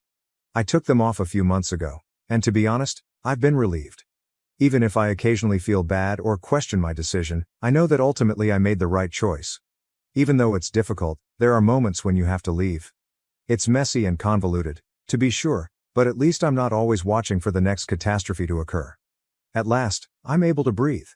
But man, I never would have believed you if you had told me a year ago that this is where I would wind up. I suppose that's just the way life is. First update. Okay, so this is where it gets even stranger. I believed that the pandemonium would be resolved if I severed my relationship with Jenny and my parents. I reasoned that if I cut them out of my life, everything would settle down and I could move on. Naturally, however, things are not so simple. Terminating them? And that was only the start of a whole new problem. A few weeks after blocking Jenny and sending the email to my parents, I received an unexpected contact from Mike, an old acquaintance from high school. He suddenly asked how I was doing, even though we hadn't spoken in years. Okay, that's random, I thought at first, but then he informed me that my parents contacted him. In the past, Mike and I weren't even that close, so why would my parents get in touch with him? That was a serious warning sign. It seems that they had been attempting to persuade others to speak with me on their behalf. I'm speaking of longtime acquaintances, distant family members, and even folks I don't really know.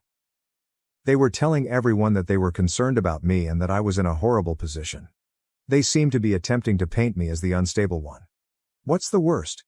They were presenting the entire situation as though I should have apologized for interrupting them. Mike didn't mind. He wanted to alert me because he knew something was wrong, but it went beyond that. I began receiving messages from a wide range of people over the course of the following few days, including some I had just met a few times and others I hadn't spoken to in years. It was crazy. Everything they were saying was the same. Your parents are really worried about you. Or, you should give them another chance. Somehow, they had persuaded everyone that I was the villain in this scenario, that I had lost my mind and had to make amends. It was unbelievable to me. My parents were out here waging a full-fledged public relations campaign to paint me as the villain while I was simply trying to move on with my life. I had the impression that I was in a strange parallel dimension where nothing made sense. I tried to avoid the drama as much as possible, but it kept coming back to me. When they contacted my employer, it was the last straw. You heard correctly, my parents gave my workplace a call. I'm not even sure how they obtained the number, but they managed to locate my boss's phone number and called the office to inform him that I wasn't feeling well. How embarrassing must that have been? One day, with a serious expression on his face, my employer took me into his office and asked me how things were at home. I was taken aback. At first, I wasn't even sure what to say. When your boss asks if your parents believe you've lost your mind, what do you say? Fortunately, he was really understanding when I told him the whole issue. Even if he expressed regret for bringing it up, the damage had already been done, guy. My own parents were now attempting to interfere with my work. They seemed intent on ruining everything for me simply because I refused to comply with their demands. Then there was nothing I could do. To obtain a restraining order against them, I went to a lawyer and began the process. Even though I didn't want to go that far, I had no other option. They were interfering with my friends, my career, and my mental health. Even if it meant officially cutting them off, I had to defend myself. The procedure was drawn out and tense. Along with the paperwork and court dates, there was a great deal of tension. However, I also experienced a strange sense of relaxation. I felt like I was finally taking charge of the matter. I will no longer allow them to take over every aspect of my life. No more allowing them to control the story. Naturally, chaos ensued when they learned about the restraining order. In a lengthy, guilt-ridden email, my mother told me how she never thought her own son would act in this way and that family should always remain united. She said that I was the source of all the suffering and that I was destroying the family. I didn't bite, but it was textbook manipulation. I didn't answer. It grew worse before it got better, though I wish I could say that was the end of it. One day, my car was vandalized when I got home from work. The word liar had been keyed into its side by someone. I didn't have any evidence that it was my parents, but really, who else could it be? Other than a few close friends, I hadn't disclosed the restraining order to anyone. The only people with an incentive to do such a thing were my parents. They had to strike out in any way they could since it seemed like they couldn't lose control. I reported it to the police, but it was never resolved. Another reminder that sometimes the ones who should love you the most can become your worst adversaries, even if you attempt to do things the right way. In order to be safe, I then began parking my car at a friend's house. I have to stop taking chances. In case they tried something similar, I even put security cameras around my apartment. I had the impression that I was constantly on edge, waiting for anything to happen. But after a while, things began to settle down. After the restraining order was granted, my parents were prohibited from getting in touch with me or visiting my house or place of employment. My shoulders were greatly relieved. I was able to breathe for the first time in what seemed like an eternity. Even after several months, I'm still getting my bearings. I had to explain the entire scenario to my friends and coworkers and make sure they understood the truth, which required a lot of damage control. While some were doubtful, the majority were supportive. Do you honestly think your folks would go that far? I understand. It's difficult to accept. You understand, however, how far some individuals will go when they feel like they're losing control since you've been there yourself. In retrospect, I never thought things would become this terrible. It's amazing how easily a family may turn against you if you don't follow their rules. All of this has taught me one vital lesson, though. You cannot allow anyone, not even your family, to dictate how you live your life. Even if it hurts, there are times when you have to make the difficult decision to leave. I have no idea what the future holds for my parents and me. Perhaps they will come to their senses and truly apologize. Perhaps not. In any case, I'm done allowing them to rule my life. I'm not looking back. I have my own road to follow. Second update. Okay, so this is when things start to change. I assumed things would finally calm down when I obtained the restraining order and began attempting to start over. Unexpectedly, however, life had other ideas. My folks found a new method to play tricks on me just when I was starting to feel like I could breathe again. It wasn't direct contact this time. It wasn't sending emails or damaging my car. No, this was messed up on a completely different level. I'm sitting at home one day, taking care of nothing, when I receive a letter in the mail. That's not too strange, is it? This letter, however, came from a lawyer. I initially assumed it had to do with the restraining order, possibly some last-minute paperwork or something. However, no. A lawsuit was filed. For what, you ask? My own parents were suing me. Suffering on an emotional level. I was reading something that I couldn't even believe. They were actually suing me for interrupting them, claiming they were entitled to compensation since my actions had seriously damaged their mental well-being. They went so far as to say that I had cut them off from the rest of the family, which was absurd because it was they who isolated me, not the other way around. For a good 5 minutes, I just sat there and stared at the letter, trying to take in the situation. Who, after all, does that? Because they are upset over being cut off, who sues their own child? I was at a loss for what to do. There was a part of me that was extremely worried out, and another part of me wanted to chuckle at how absurd it all was. This was legal now, and it was going to get really unpleasant. It was no longer just a family drama. I immediately called my attorney. This was too much for me to do alone. I was as surprised as she was. She had witnessed many unpleasant family issues, but bringing a lawsuit against your own child for emotional distress? Even for her, that was novel. We discussed the lawsuit's specifics, and even though most of it was obviously false, I felt we couldn't ignore it. Since they were sincere, I had to defend myself. The weeks that followed were filled with stress, phone calls, and meetings. The findings of the paternity test, the restraining order, and the harassment I had been experiencing were all pieces of proof I needed to collect. It felt unreal that it had come to this, even though my lawyer was sure we could win. When I refused to allow my parents to dominate me anymore, they tried to drag me through the mud in court. The problem is that they went beyond the case. Unfortunately, they had to go farther. In an attempt to turn other family members against me, they began contacting them.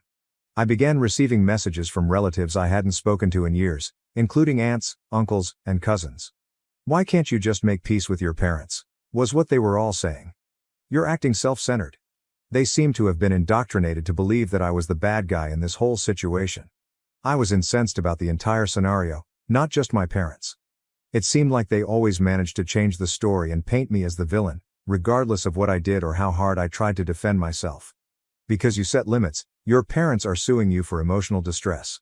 How can you convey that to someone who is only hearing one side of the story? I eventually had to cut off even more individuals because of it. I unfriended people on social media, blocked family members, and generally cut off any ties to that aspect of my life. I couldn't keep defending myself to people who had already made up their minds, not because I didn't care about them, I did. It was tiring, and I had had enough of defending my choices to those who refused to consider the wider picture. The court date eventually arrived. I arrived with my attorney, ready for whatever bullshit they would hurl at me. And it was a circus, I tell you. My parents had a full sob story prepared about how they had always supported me, how they had attempted to help me get through difficult times, and how I had rudely interrupted them without cause. Since they were the ones who initially disowned me, it was quite amazing how they portrayed themselves as the victims in all of this. But it didn't sit well with my lawyer. She dissected their claims in detail, presenting the judge with all of the proof of their harassment, including the paternity test and the restraining order. By the end of it, you could tell the court wasn't buying their story, and it was awful. The judge gave me a favorable ruling. In the end, it was a minor success because the lawsuit was obviously dismissed and my parents were compelled to pay my legal bills. It didn't feel like a victory, though, even though I did win. There was still a lot of aftermath to cope with, and it seemed like I had just left a nightmare. My parents made a last-ditch attempt to reintegrate into my life following the case. They wrote me this lengthy, heartfelt letter in which they expressed their regret for everything, their desire to put things right, and their inability to stand the thought of losing me. To be honest, I didn't even answer, and it was the same old guilt-tripping rubbish they had been doing from the beginning. I had already decided that I would not return. A person can only endure so much until they are forced to leave permanently. Indeed, it was painful. No matter how terrible things become, it's not simple to cut off your family. However, there are situations when it's essential for your own mental health. No matter how much they pretended to love me, I couldn't allow them to continue entangling me in their mess.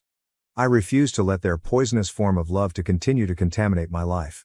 That's where I am at the moment. I'm moving on, the restraining order is still in effect, and the case is behind me.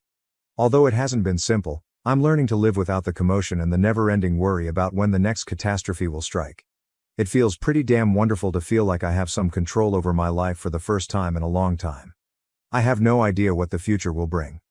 Perhaps things will change in the future. They might not. But for now, I'm concentrating on taking care of myself and repairing the aspects of my life that they attempted to destroy. Though it has taken a while, I am beginning to glimpse the end of the tunnel. Third update. Okay, so if you've been following along, you would think that the restraining order and the legal issue would put an end to the chaos. However, no. My family managed to give me a final surprise. To be honest, this one made me shake my head since I didn't believe they could go any lower. However, here we are. The situation had finally begun to settle down a few months following the court's decision in my favor. For the first time in what seemed like an eternity, I was able to concentrate on starting again after severing my connections with everyone who was stressing me out. No letters from lawyers, no sporadic communications from old friends, just quiet. At least that's what I believed. I ran into my cousin Melissa one day while out on errands, doing routine tasks like grocery shopping. Now, throughout all of this drama, Melissa and I hadn't spoken much. Although we were never particularly close as children, we always got along. I decided to say hello to her when I spotted her. We ended up talking for a while, and initially it was just your typical conversation, catching up on work, life, and other things. She suddenly interrupts me, though, saying, "Hey, did you hear what your parents are planning?" I went cold. "Are you planning?" I asked, experiencing that old pit in my gut all of a sudden. Melissa sighed and continued, although she appeared a little uneasy, as if she wasn't sure if she should even tell me. "Yes, next month there will be a large family reunion. It seems that they have been telling everyone that they hope you and them will be able to reconcile." It was unbelievable to me. They were actually preparing an ambush reunion in an attempt to reintegrate me into the family. They were inviting everyone, including distant relatives, family friends, and individuals I hadn't seen in years, Melissa revealed when I asked for more information. What's the kicker? They had been pretending that I was aware of the entire situation and informing everyone that I would be present. I was enraged. They had made me out to be the villain if I didn't turn up, even though I hadn't agreed to anything. My parents' standard tactic was to control the issue, paint me as the bad guy, and attempt to guilt-trip me into complying with their wishes. I told Melissa up front that I wasn't going, and I thanked her for informing me. Even she appeared somewhat conflicted, as if she were falling for my parents' "we just want to fix things" line of reasoning. She wanted me to go and put things right, and I could see it in her expression. However, I was not going to fall into that trap after everything they had done. That evening, I went home and gave it a lot of thought. I felt compelled to say something even though I knew I wouldn't be attending the reunion. Since I couldn't ignore this, I made the decision to send my parents a final email outlining everything in detail. I sat down and sent them an email the following morning. It was brief but straightforward. I informed them that I was aware of the reunion and that I would not be attending. I made it plain that I didn't want to participate in any coerced reconciliation, certainly not in front of a large group of people. I advised them to respect my limits first if they were sincere about making things right. And there was nothing else to discuss until they were able to accomplish it. To be honest, I didn't need a response and didn't anticipate one. This was the last time I needed to correct the record. Naturally, though, my parents were unable to ignore it. My dad phoned me a few days later. He left a lengthy, meandering voicemail about how I was destroying the family and how this reunion was meant to be a new beginning for everyone, but I didn't answer. He even said, "Your grandparents would be so disappointed in how you're handling this," in an attempt to put me under guilt. That voicemail really got to me. It made me think of all the times my parents had manipulated me and used guilt to get what they wanted, not because I believed it. They would use any tactic they could to make me feel like the issue, even if it meant bringing up my grandparents, who, incidentally, had always been there for me. They were unable to acknowledge that perhaps, just possibly, they were the ones who needed to examine themselves closely. I left the voicemail unanswered. What was the purpose? I was not going to allow them to drag me back into their drama after I had finished speaking. However, it continued to bother me for days after that. I thought I was simply refusing to make peace, and I kept thinking about the reunion and all the family who would be present. I questioned how many of them were receiving the distorted version my parents were giving them, and how many of them truly understood the whole story. In the aftermath of the reunion, I never heard from my parents again. On Facebook, I came across pictures of joyful grins, family embraces, and other such scenes. My parents were grinning and behaving as if nothing had happened, as if they hadn't just spent the last year attempting to ruin my life. Seeing them act as though everything was flawless was strange. However, I suppose they were always skilled at acting. Melissa informed me the reunion had been unpleasant when I saw her again a few weeks later. It seems that many people were expecting me to arrive, and some awkward talks ensued when I didn't. According to Melissa, my parents' attempts to explain my absence were not well received. Some family members even began to wonder why I wasn't present and why my parents hadn't been more forthright about the whole thing. After all, I suppose not everyone believed their story. And I suppose that's the current situation. Even though I've been able to put the drama behind me, I know it's always there, just beneath the surface. I've come to terms with the fact that my parents are unlikely to acknowledge their mistakes. I can't alter them, but I can safeguard myself, continue to live my life independently of them, and concentrate on the individuals who genuinely care about me. It has been a long journey, and I will admit that there are still moments when it hurts. It's difficult to cut off relatives, and sometimes I question whether I made the right decision. But I knew in my heart that I had to. They kept attempting to pull me into a toxic loop, but I had to choose me, my future, and my mental health. That concludes this crazy journey. Things may or may not change in the future. In any case, I'm tired of allowing my family to dictate how I live. Now that I have my own road to follow, I'm doing it on my own terms for the first time in a long time. My wife disappeared after a girls' trip, and now she's trying to manipulate her way back into my life, acting like nothing ever happened. It's common to hear statements like, "I never saw it coming." That's precisely how it went for me, though. I was married to my wife for the entire 4 years that we were together. To be honest, I thought we were doing well. For the most part, I believed that we were in agreement, and we had plans and a life plan laid out. The problem is that we both desired children. Or I believe that we both did. As soon as we were married, we began to discuss it seriously.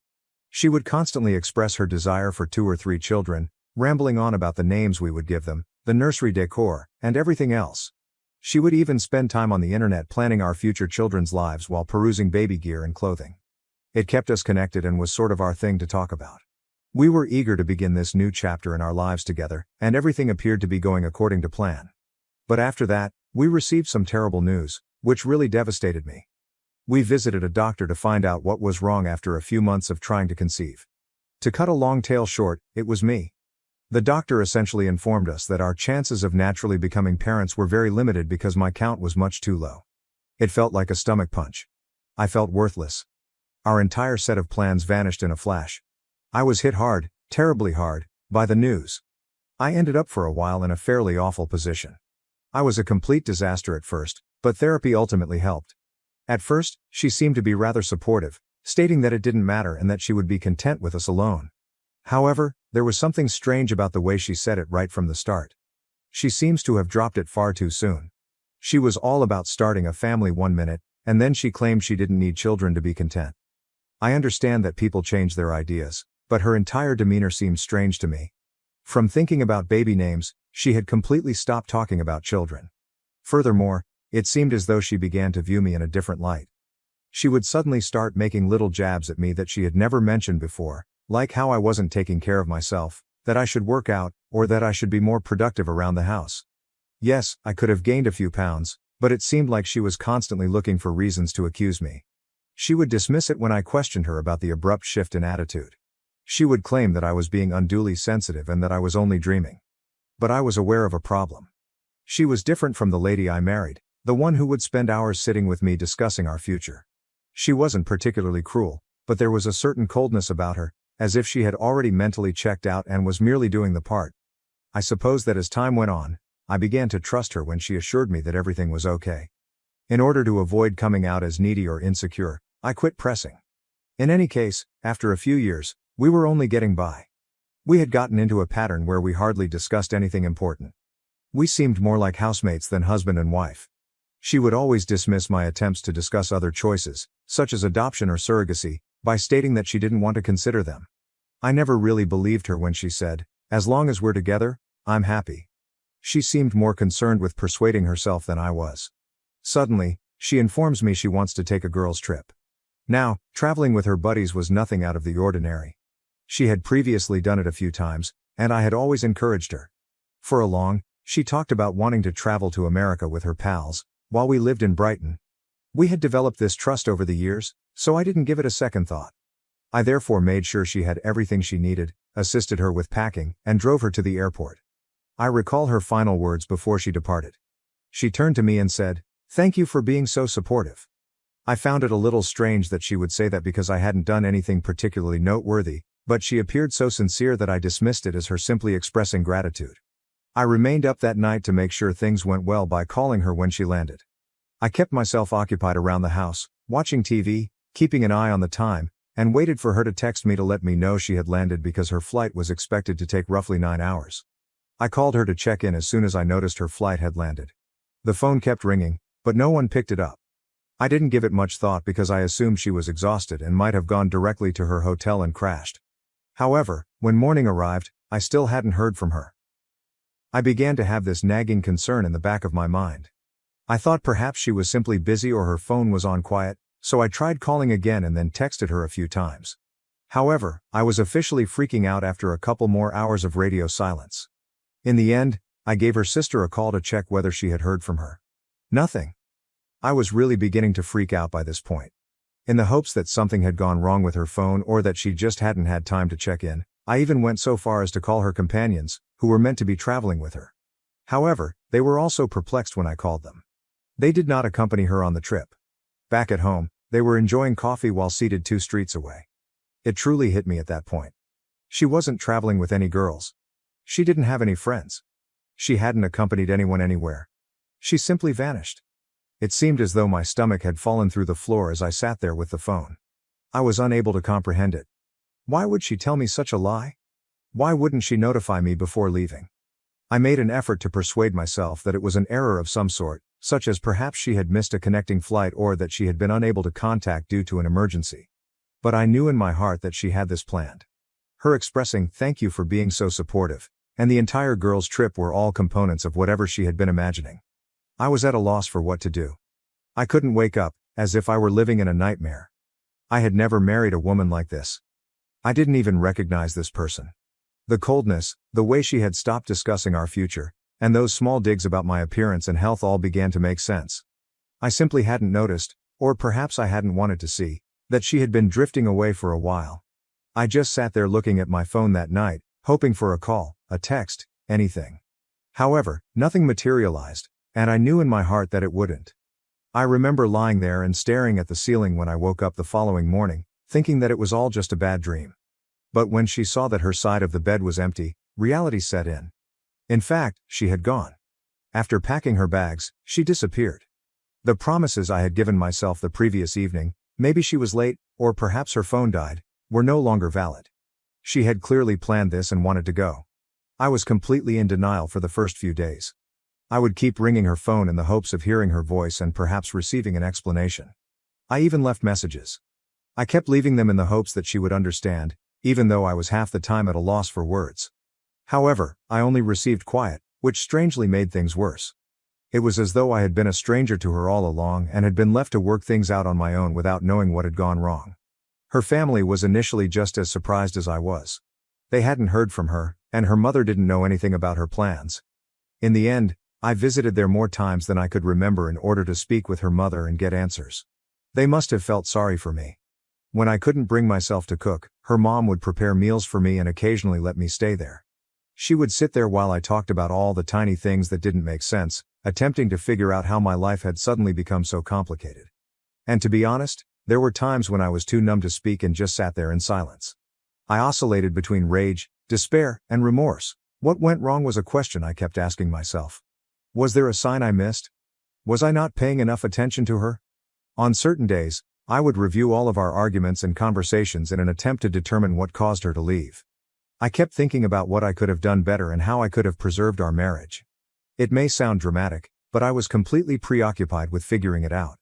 It seemed as though the solution would somehow make everything better. I hardly slept or ate, and my work also began to suffer. People took notice. When they inquired about my well-being, I would just dismiss it by claiming that I was occupied with personal matters. Admitting the truth, the fact that my wife abandoned me without saying a word, was embarrassing. I eventually told a few close friends, and they tried their best to divert my attention by bringing me out to hang out and encouraging me to move on. However, I would still ponder about her, wondering where she was and why I wasn't enough to keep her around, even when I was with them. The incessant inquiries from strangers, including neighbors, relatives, acquaintances, and even former co-workers who had heard I was married, were among the worst aspects. It was like pulling out a new scab each time somebody asked, "How's married life treating you?" And "How's your wife?" I would just smile and tell them that everything was good since I lacked the courage to tell them she had left. But each time I repeated that untruth, it felt more weighty. The only thing that worked in the end was therapy. Although I had never gone before, I realized I couldn't manage it alone after a few months of hardly functioning. In order to talk to someone who was impartial and unfamiliar with our baggage, I contacted a therapist and began attending once a week. It was beneficial. I would express my rage, betrayal, and the void she had left in my life. I would talk endlessly about the restless evenings and how I would lie awake repeatedly reliving everything. The therapist assisted me in realizing that she would not have remained here if it had been a magical moment. It wasn't my fault. She made the decision to go. It was a difficult pill to take. I had the feeling that I was flawed and had somehow alienated her for a long time. However, I gradually began to see things differently. I chose to overlook her long-standing coldness and distance, assuming that things would improve on their own. I had persuaded myself that I could maintain my composure and that our marriage could be saved by my efforts alone. The realization that it wasn't hurt. As time passed, I began to restore my life in tiny increments. It wasn't until she departed that I realized how much I had lost in our marriage. I had always been the one who tried his hardest to make sure she was content and that our home life was comfortable. But now that I had so much free time, I was at a loss for what to do. I therefore began resuming old pastimes that I had forgotten about. I tried cooking new meals, went to the gym, and started reading literature I had been putting off. Eventually, the work also improved. I was hardly keeping up with my job at first, simply going through the motions.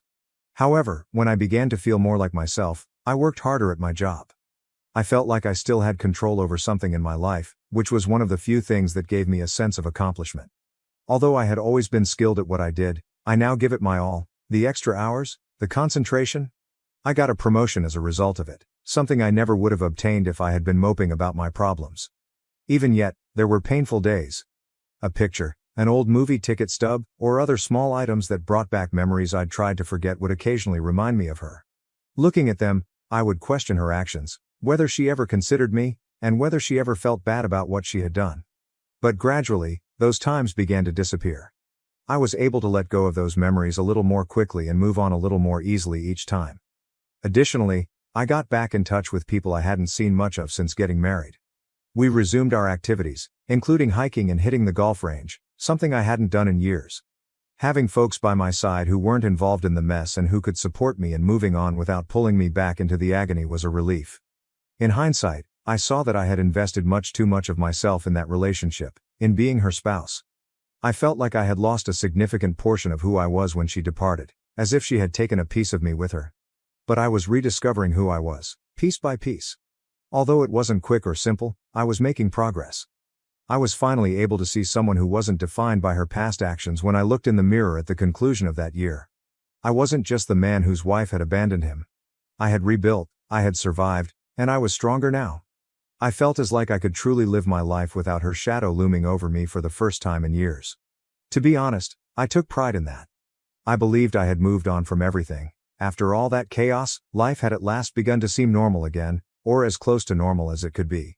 My work was going really well, my friends kept me occupied, and I had my routine down pat. Even my daily thoughts about her had stopped.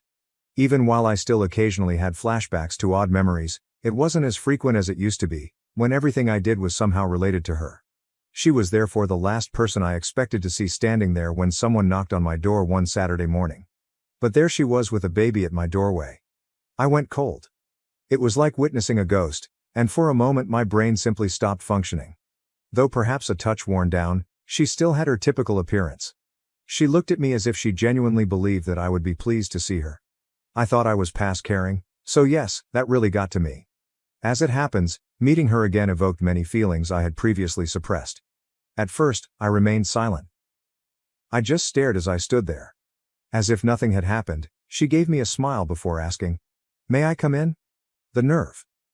Really, I mean it. She just shows up here as if I should be welcoming her back with open arms after everything she's done. However, I maintained my composure and told her, "No, you can stay right there," explaining that I didn't want her in my home bringing all that commotion back into the one area I had created for myself. Despite her rather disoriented appearance, she remained in her spot and simply launched into her story. She began by saying, "I know this might be a shock, but I wanted to come back and explain everything." Her expression was hopeful, as though she truly thought I would be willing to listen.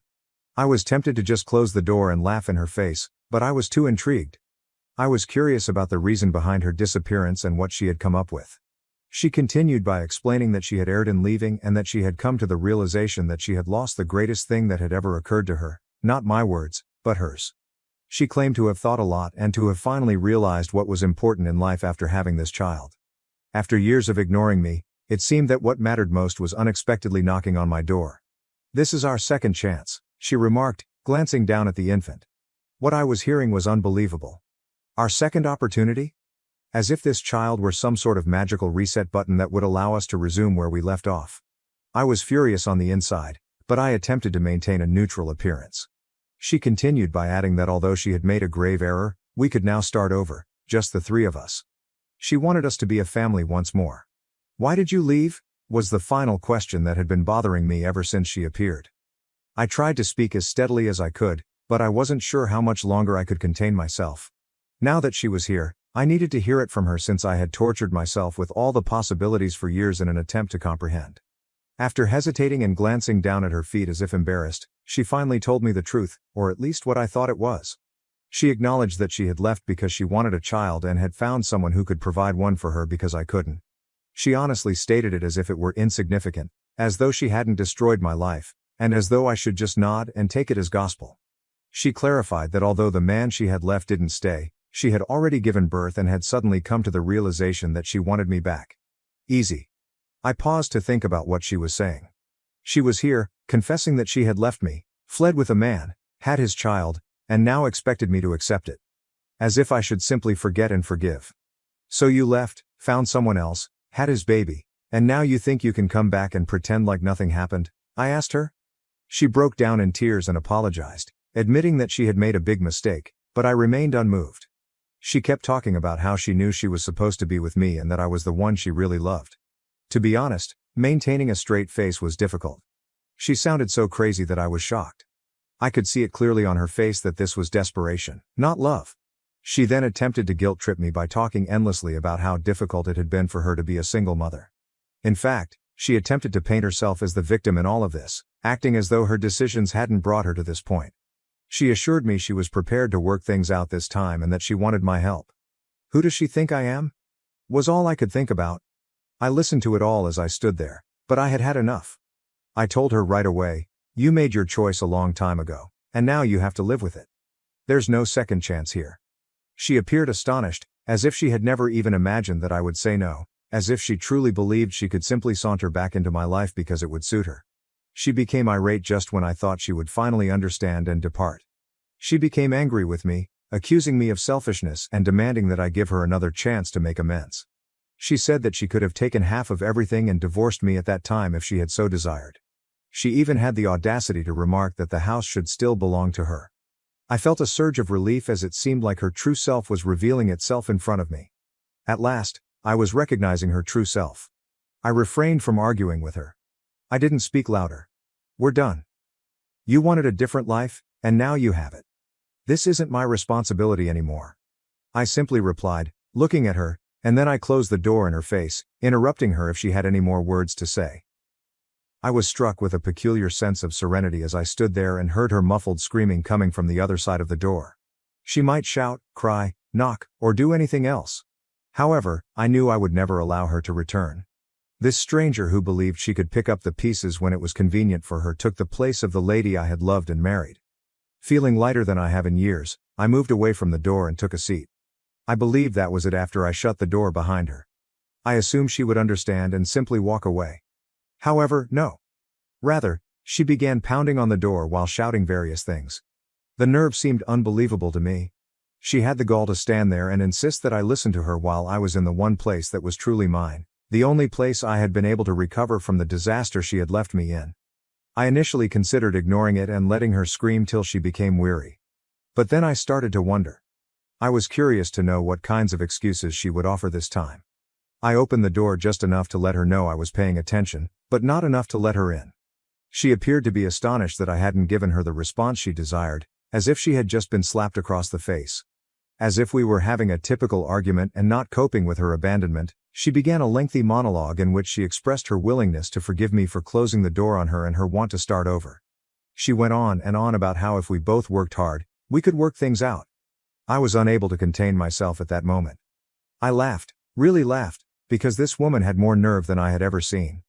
When I did that, she appeared enraged, as if I should feel guilty for not paying attention to her. I said to her, "You left.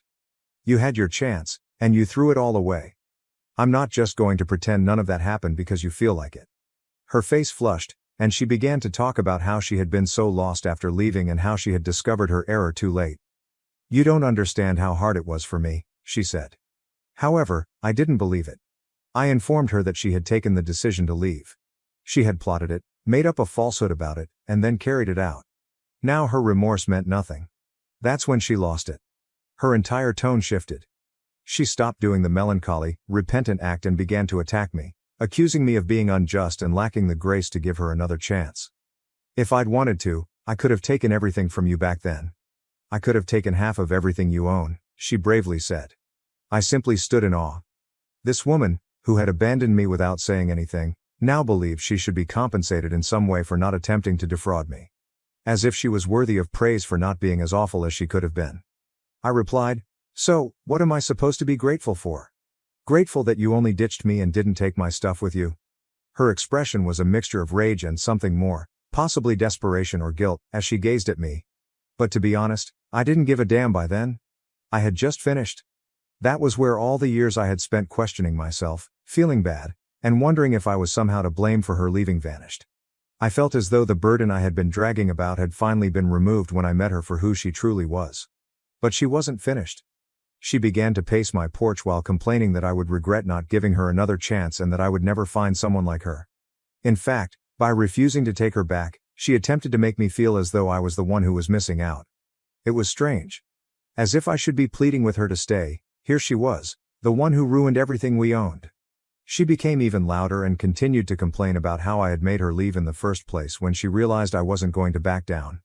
She said that none of this would have occurred if I had been more understanding about the entire kid situation. Her reasoning seemed to indicate that I had failed her as a husband because I couldn't conceive, which somehow excused her from leaving to have a kid with someone else. The mental acrobatics were amazing. To be honest, I was shocked that she was attempting to blame me for her decisions. I straight up told her, "Look, if you wanted a kid that badly, you could have told me the truth. You didn't have to lie to my face and pretend everything was fine while planning your exit." To that, she had nothing to say. Simply looked at me as if I had hit her. However, I prevented her from speaking. I said, "You made that choice all on your own, and now you've got to live with it. That's not my problem." She made one final attempt, returning to her dejected expression, and urged me to consider the boy and how I was being unjust by ignoring him. She literally exploited the child in her arms to make me feel guilty, as if I were the villain in this situation. However, I wasn't buying into it. I replied, "I don't know that child. I have nothing to do with him. He's not mine, and neither are you." That was the end of it. I could see her coming to terms with it at last. She was aware that I would never change my mind, and that I would never allow her to return to my life. I could see the rage waning and being replaced by something else, either genuine regret or simply exasperation. However, I didn't care. She had attempted to walk all over me and expected me to smile and give her credit, but now she was simply a stranger. For a few more seconds, she stood there as if she was waiting for me to decide to call her back. I didn't say anything else though.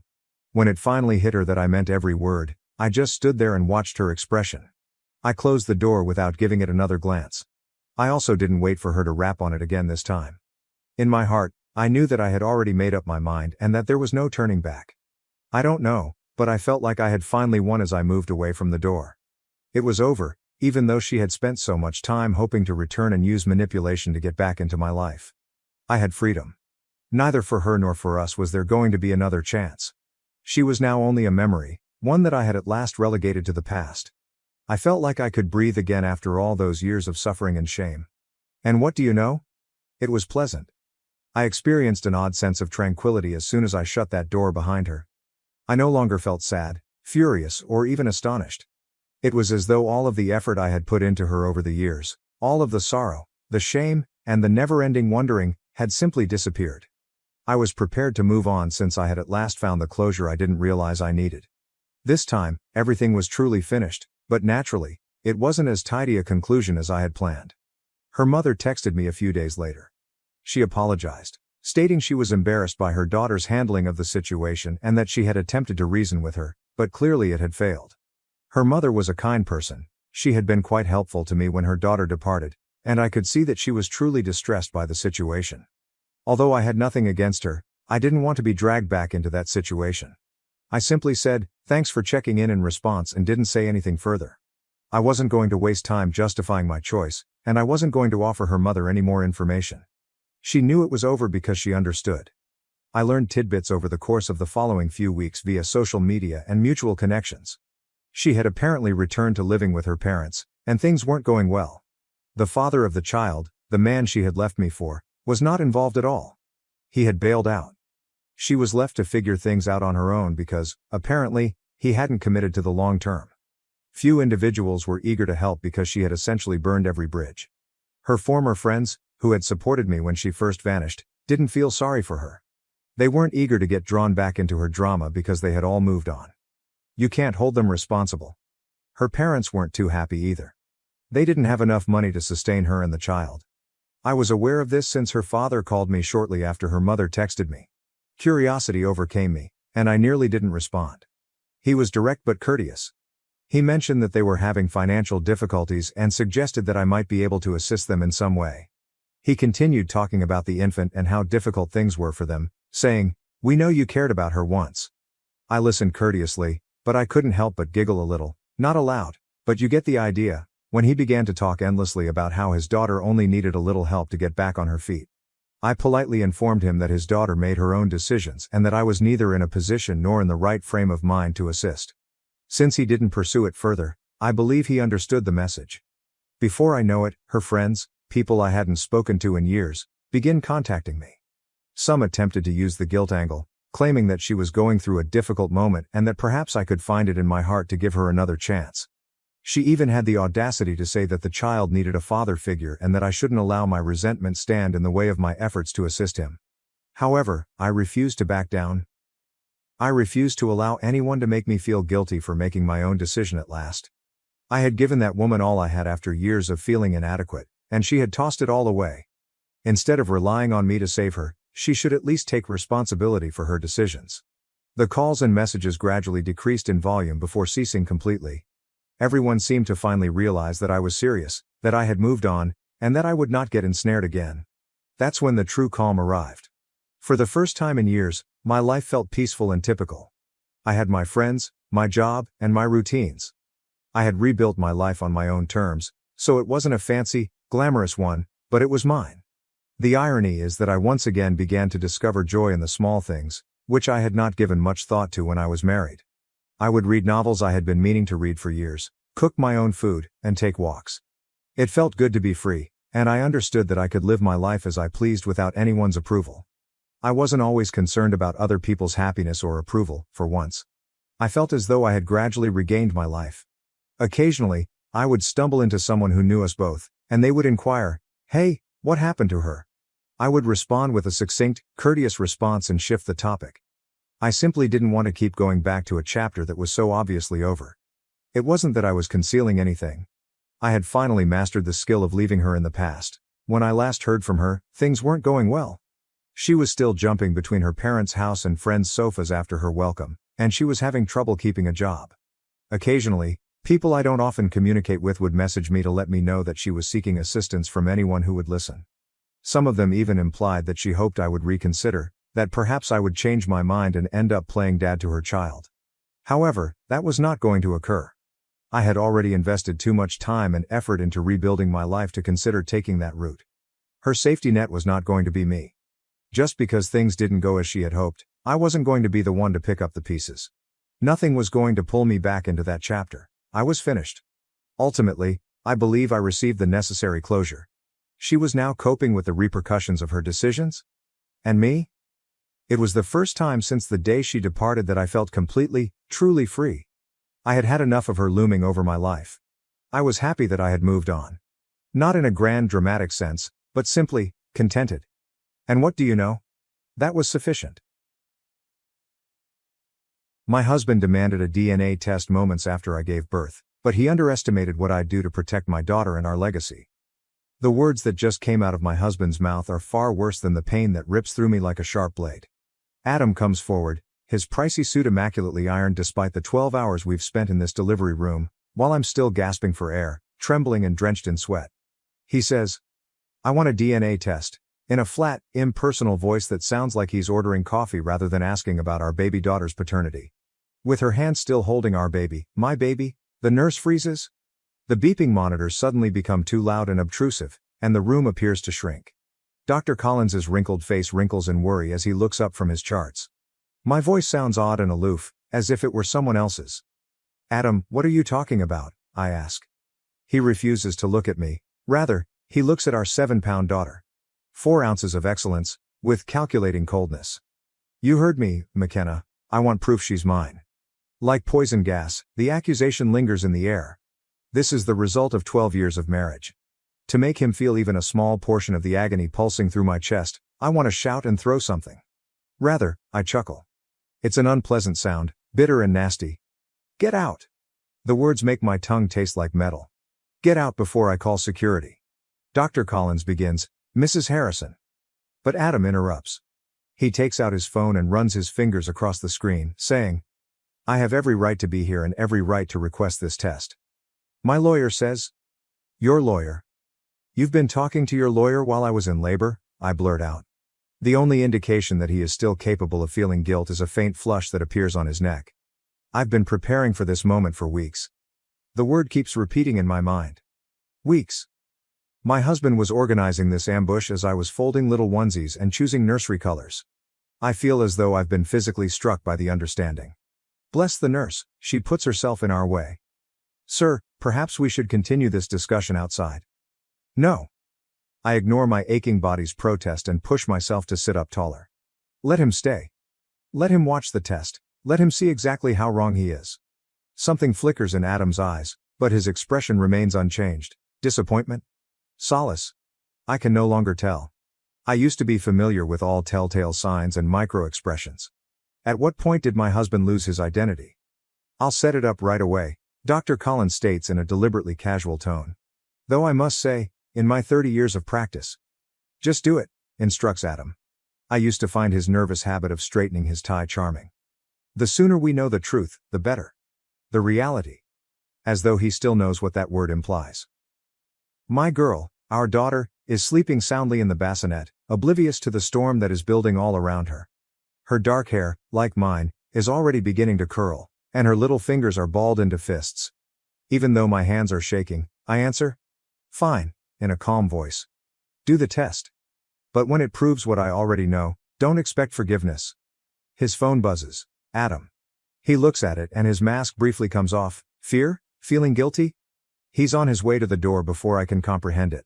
He says, "I'll be back tomorrow," without turning around. "My lawyer will contact you about the arrangements." I can breathe again as the door snaps shut behind him. Dr. Collins touches my shoulder tenderly. "McKenna, I'm so sorry." "Don't." I grab my phone, fingers already locating Sam's number. "I'll let my cousin know what to do. He always does. Just get me the paperwork for the test, and Dr. Collins, make sure it's witnessed every step," I respond. His eyes light up with comprehension as he nods. "Of course." I gaze at my daughter once more, committing to memory every exquisite feature of her face. Adam has no idea what he's started, regardless of the game he's playing or the falsehoods he's telling himself. After 3 days in the hospital, Sam feels as though his flat is a haven. As Tara bustles around the kitchen brewing tea, I curl up with Emma on his worn leather couch.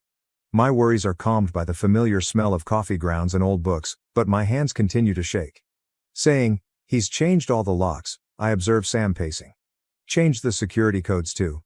12 years of marriage, And he locks me out like I'm some kind of criminal. With his journalist's notebook already stuffed with scrawled notes, Sam stops pacing.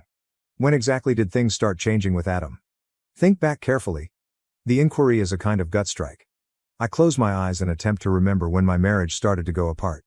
Maybe 4 months ago. He started working late, missing doctor's appointments. Said it was a big merger, the Preston Tech deal. Tara's expression is disturbed as she puts down a mug of chamomile tea. That closed months ago. I give it a quick glance. How do you know that?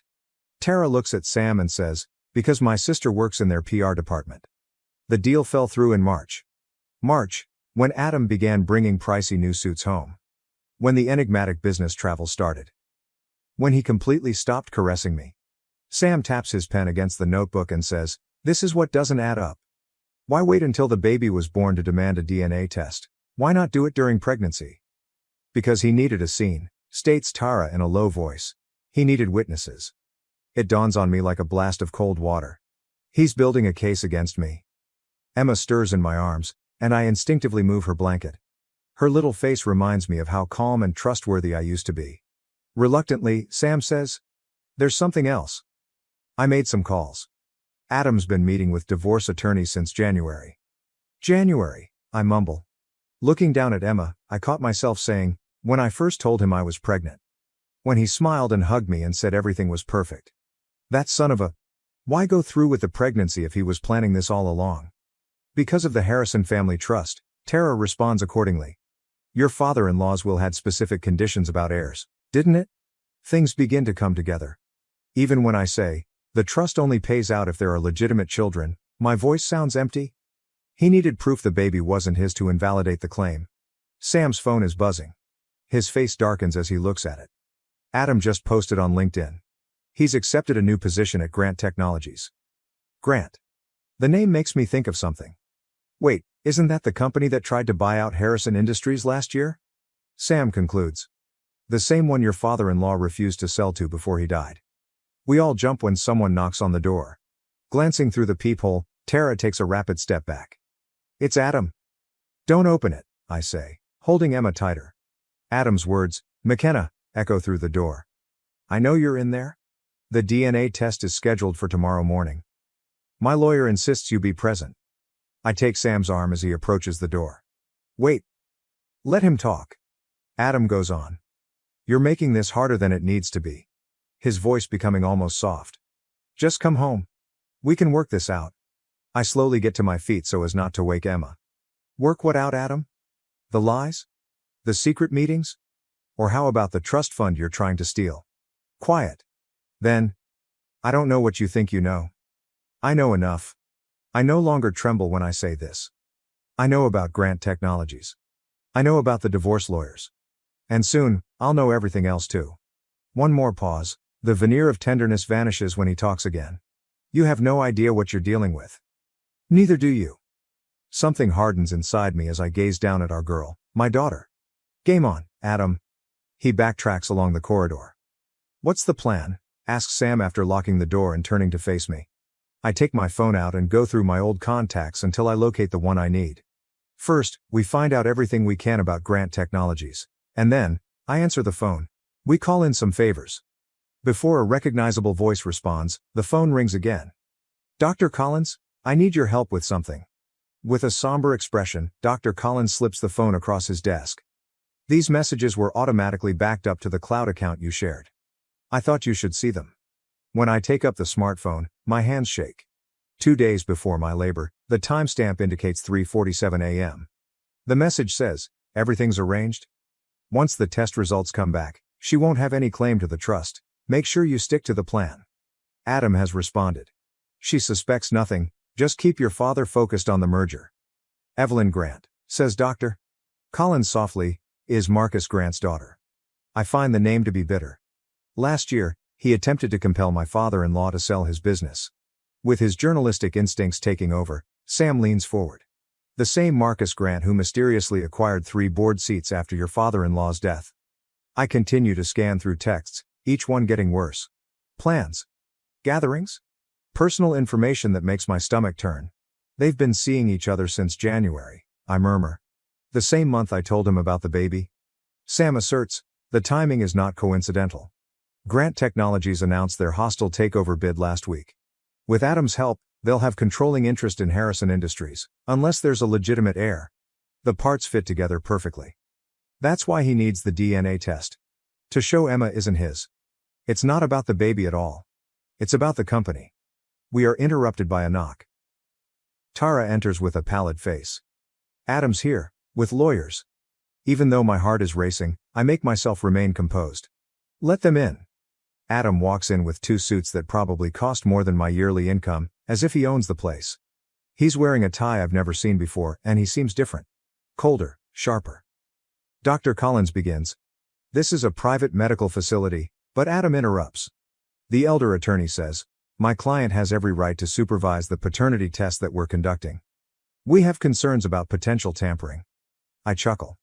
I'm unable to stop it. Tampering? That's rich, coming from you. Adam clenches his jaw.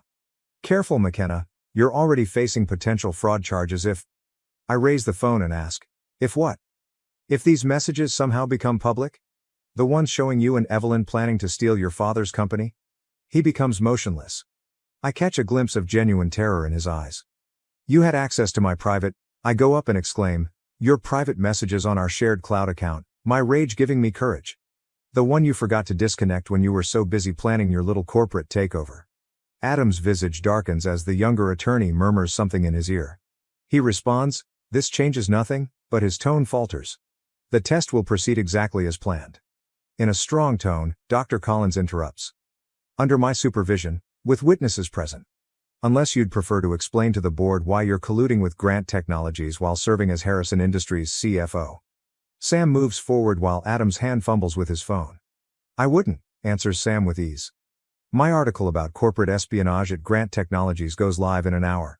Fascinating stuff about insider trading and family betrayal. Adam responds, you're bluffing, yet his forehead is dripping with perspiration. I approach while speaking quietly. You want a war, Adam? Fine. But remember, you taught me everything about corporate finance during those late-night strategy sessions. Everything.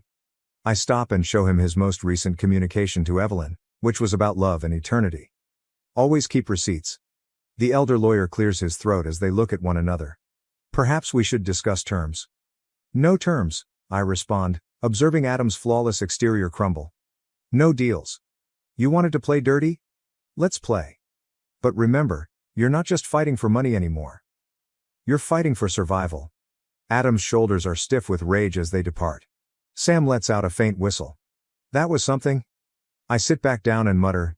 Just the beginning, as my legs feel like they might give out. Dr. Collins, how long until the test results? 24 hours, he responds, closely examining me. Are you sure about this? Once we start, I interrupt, I'm sure, in a firm voice. I look at the picture of him and my father-in-law during his medical school graduation that is on his desk. He trusted the wrong people. I won't make the same mistake. Sam gives me a shoulder squeeze. What's next? I take out my phone and navigate to a number I never would have imagined using. Next, we talk to Evelyn Grant. It's time she learned what kind of man she's really dealing with. With its sky-high steel and glass, the Grant Technologies lobby shines with riches and power. Feeling small, I shift Emma's carrier on my arm till I see my reflection in the gleaming marble. Adam got me this suit for board meetings, and it's one of his favorite suits. The armor is what counts, even though it fits differently now. The receptionist says, Miss Grant is in a meeting, without even looking up. I say, tell her McKenna Harrison is here, in a firm voice. With her fiancé's baby.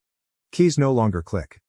Her eyes enlarge when she notices Emma's dark locks, which resemble Adam's a lot. Evelyn Grant and I are seated opposite one another in her corner office 5 minutes later. She's younger than I anticipated, and she's immaculately groomed in a way that befits careful breeding and old money.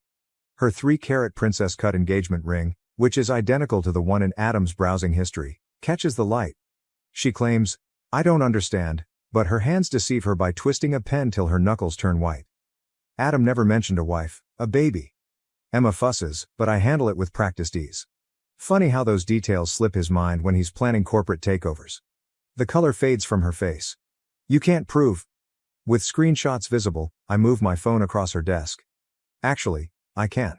The question is, what will your father say when he learns his perfect future son-in-law is still married? That he's using your relationship to manipulate Harrison Industries stock? Evelyn murmurs. You're lying, but she's already using her immaculately manicured finger to browse through the texts. Her expression hardens with each message. The DNA test is tomorrow, I add, observing her expression. Adam's quite confident about the results, almost like he knows something I don't. She glances up abruptly, terror and recognition flickering in her eyes. My phone is buzzing. My blood runs cold after reading Sam's text. Lab break-in last night. Security video was deleted. He wouldn't, Evelyn murmurs, more to herself than to me. Your father's company stands to gain millions if Harrison Industries falls, I say while leaning forward. And Adam stands to gain everything, unless there's a legitimate heir. She snaps the pen in her hands. Her immaculate desk calendar is marred by ink, which stains both merger dates and wedding venue appointments. Get out, she says tremblingly, before I call security. I slowly stand up, drawing Emma next to me. You know what's funny? I ask in a cool yet incisive tone. He bought me that exact same ring 5 years ago. Promised me the same forever. Even used the same pet names. She shouts, I said get out. I quietly remark, check his phone, and stop at the door. The one he keeps in his gym locker. The one with the real messages. She becomes motionless. How did you, when I say, because I was you once, I make my way to the door and then stop again, saying, young, in love, certain he was different. Oh, and Evelyn, when you confront him, watch his left eyebrow. It twitches when he lies. On her broken face, the elevator doors close. I write to Sam, my hands shaking, it's done. Begin the second phase. He responds right away. Tara's lab contact verified attempts at tampering. The test is being moved to a secure location by Dr. Collins. Another message from an unidentified phone appears. When I open it, my heart stops. Clever girl, writes Adam, you can't remember who taught you how to play chess though. Check your email from Harrison Industries. If you don't leave the board within 1 hour, the creative accounting adjustments you assisted me with last year will be made public. It's your turn. I gaze at the screen, reliving the memories of late hours spent poring over spreadsheets, following Adam's instructions, and signing documents he insisted were standard. The realization of how long he has been planning this makes my stomach turn. Emma's little hand catches my finger as she stirs. I see my own resolve, my father-in-law's strength, and something else in her face that Adam never realized was part of the Harrison family's history. I call Dr. Collins. How quickly can you access the original audit files from last year? In response, already done.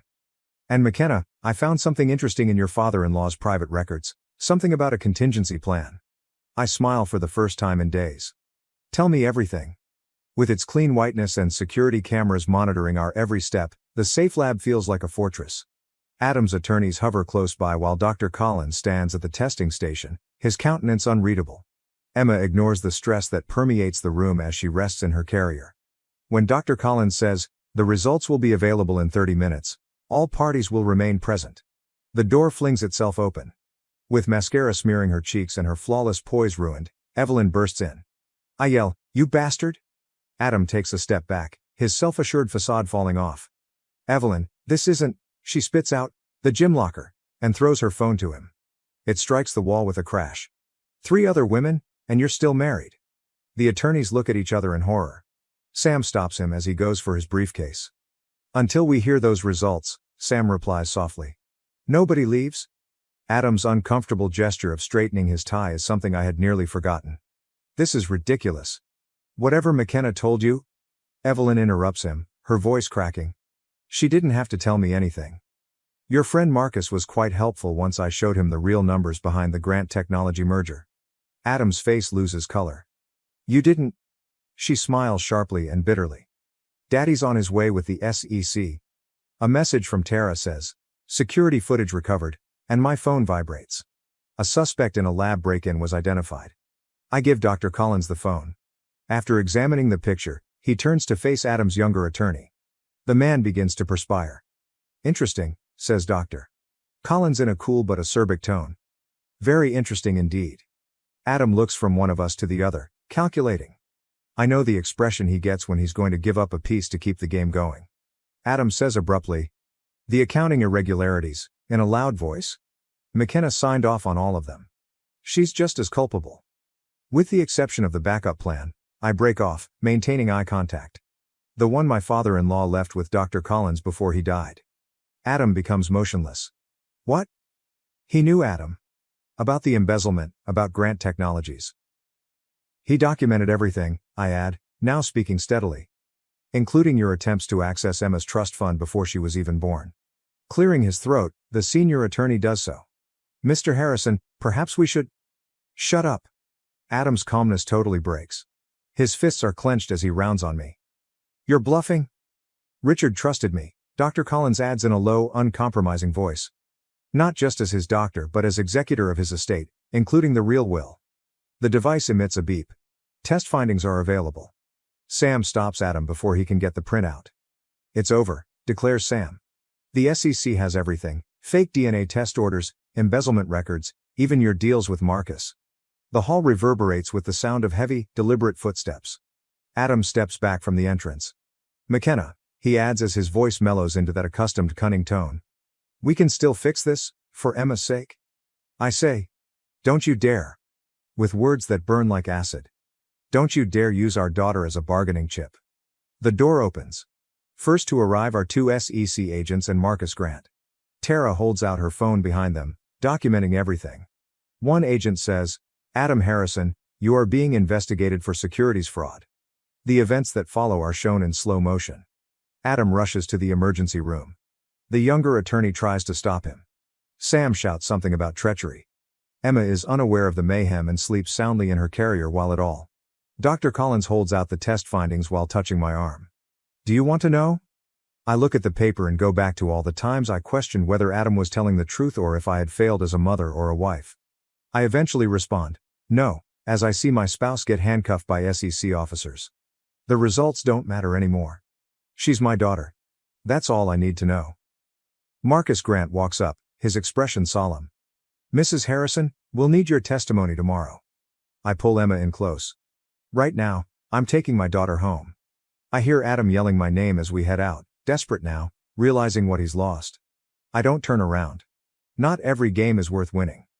Some successes come from letting go rather than seeking retribution. Lawyers, testimony, and struggles for control of Harrison Industries are all part of tomorrow. But I've got all I need in my arms tonight. The boardroom at Harrison Industries is cooler than I recall. After the SEC probe was made public, half of the board left, so perhaps that's why there are empty seats. Perhaps it's the way Sam avoids eye contact with me or the way Dr. Collins is constantly looking at his watch. Marcus Grant spreads paperwork across the gleaming table and declares, the evidence is conclusive. The results of the DNA test were changed before they were sent to the lab. Adam's new attorney cuts in with a suave voice, however. Mrs. Harrison was complicit in the financial irregularities, according to my client. Even I sound hollow when I explain, the signature on these documents was forged. I never... Can you demonstrate it? More documents are slid forward by the attorney. The evidence from these trading records indicates otherwise. During the relevant period, there were significant transfers to your personal account. As I recognize the account numbers, my hands shake. It's our joint account, the one Adam ordered I cease keeping an eye on since he had it handled. This is absurd. Sam stands up suddenly. McKenna allegedly approved these transactions while she was on maternity leave. The lawyer has a shark-like smile. Timestamps indicate otherwise. The doctor clears his throat. Marcus Grant continues. The contingency plan has been compromised, his words tumbling like stones. Last night, someone gained access to Richard Harrison's personal documents. Everything is gone. The space whirls. I feel the earth move beneath me as I hold onto the edge of the table.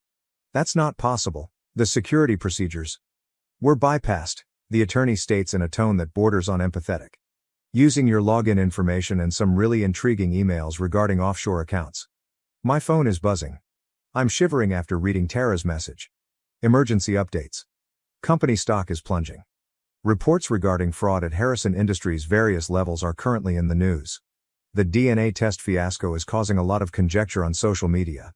I can explain, but Adam's attorney raises his hand. He straightens his papers and stands up saying, save it for the SEC hearing. In the meantime, considering the situation, the board has called for an emergency vote of no confidence. You can't. The words grate on my throat. My father-in-law dedicated his life to this business. He had faith in me? Believed you? Adam's voice interrupts, causing me to wince. Despite the ankle monitor indicating his house imprisonment, he stood spotless in the doorway. As if I trusted you not to speak to Evelyn behind my back. You dare not? With ease, he adds. The board needs stability. Someone who can weather this storm with clean hands. Thankfully, I have a deal with the SEC that calls for complete cooperation in return for a lighter sentence. The pieces fit together perfectly. The fake signatures, the corrupted data, and the meticulously crafted paper trail that leads directly to me. You're going to blame me for everything. The realization is bitter. The cover-up, the fraud, all of it. I told Evelyn that. He twitches his left eyebrow. McKenna, you did this to yourself. If you had simply cooperated. Did you play along? I get up so fast that my chair falls over. While you embezzled the inheritance of my daughter? Richard built everything, but you ruined it all? His grin turns ruthless. Regarding that, the initial results of the DNA test were really intriguing. There is silence in the room. Security personnel intervene as Sam approaches Adam. I mutter, "You're lying." But suspicion seeps in like poison. All those late hours at work, the enigmatic business trips, the way he avoided talking about nursery colors or baby names. Am I? He asks as he takes out his phone and displays a test result that I have never seen before. Do you want to know how these genetic markers work? Dr. Collins begins to say something, but Adam's attorney interrupts him. In light of the situation, my client is ready to request complete custody. When evaluating a person's suitability for parenthood, the court typically disapproves of fraud and embezzlement. The world becomes extremely small. I saw Emma's face, her dark locks, her little fingers. Her early giggles and nighttime sobs are audible to me. The only thing that has felt genuine since this nightmare started is the weight of her in my arms. Adam whispers, "In an hour, the board will vote. Sign over your shares, resign immediately, and perhaps we can set up supervised visitation." I sway and Sam takes my arm. Don't, McKenna. My vision is blurry, though, and I'm already reaching for the resignation letter. Sometimes giving up isn't the same as surrender. Sometimes the goal is to purchase time so that you can fight in a different way. At midnight, the atmosphere in Dr. Collins' office is different. His father's medical degrees are shadowed, and our footsteps are obscured by the constant buzz of backup generators. While Tara does her magic on the computer, Sam stands guard at the door. I found it, she murmurs. The initial backup of the server. During the purge, Adam's crew didn't notice it. When I put in the flash drive Richard Harrison gave me years ago, his insurance policy, which I never imagined I'd need, my hands trembled. How much time? With her fingers gliding over the keyboard, Tara responds, 10 minutes to decrypt. If the passwords that your father-in-law used are still valid. The door slams open. Adam is standing there with 2 security officers on either side of him, his ankle monitor glaring accusingly in the dark. He replies, I knew you'd try something desperate, as he enters and adjusts his handcuffs. However, breaking and entering? That will appear awful during the custody hearing. Sam shifts between us. How did you discover? Adam's eyes do not meet his smile. Dr. Collins isn't as devoted as you believed. Everybody has a cost. Like the cost of Evelyn, the words have a harsh taste? Or did she only serve as a stepping stone? For a moment he loses his cool. You're not aware of the stakes. Behind me, Tara whispers. 7 minutes. Adam narrows his gaze. It won't matter what you're attempting to recover. Tomorrow morning, the board will cast its vote. Your resignation has already been handled. As I watch the progress meter creep, I remark, resignations are a funny thing.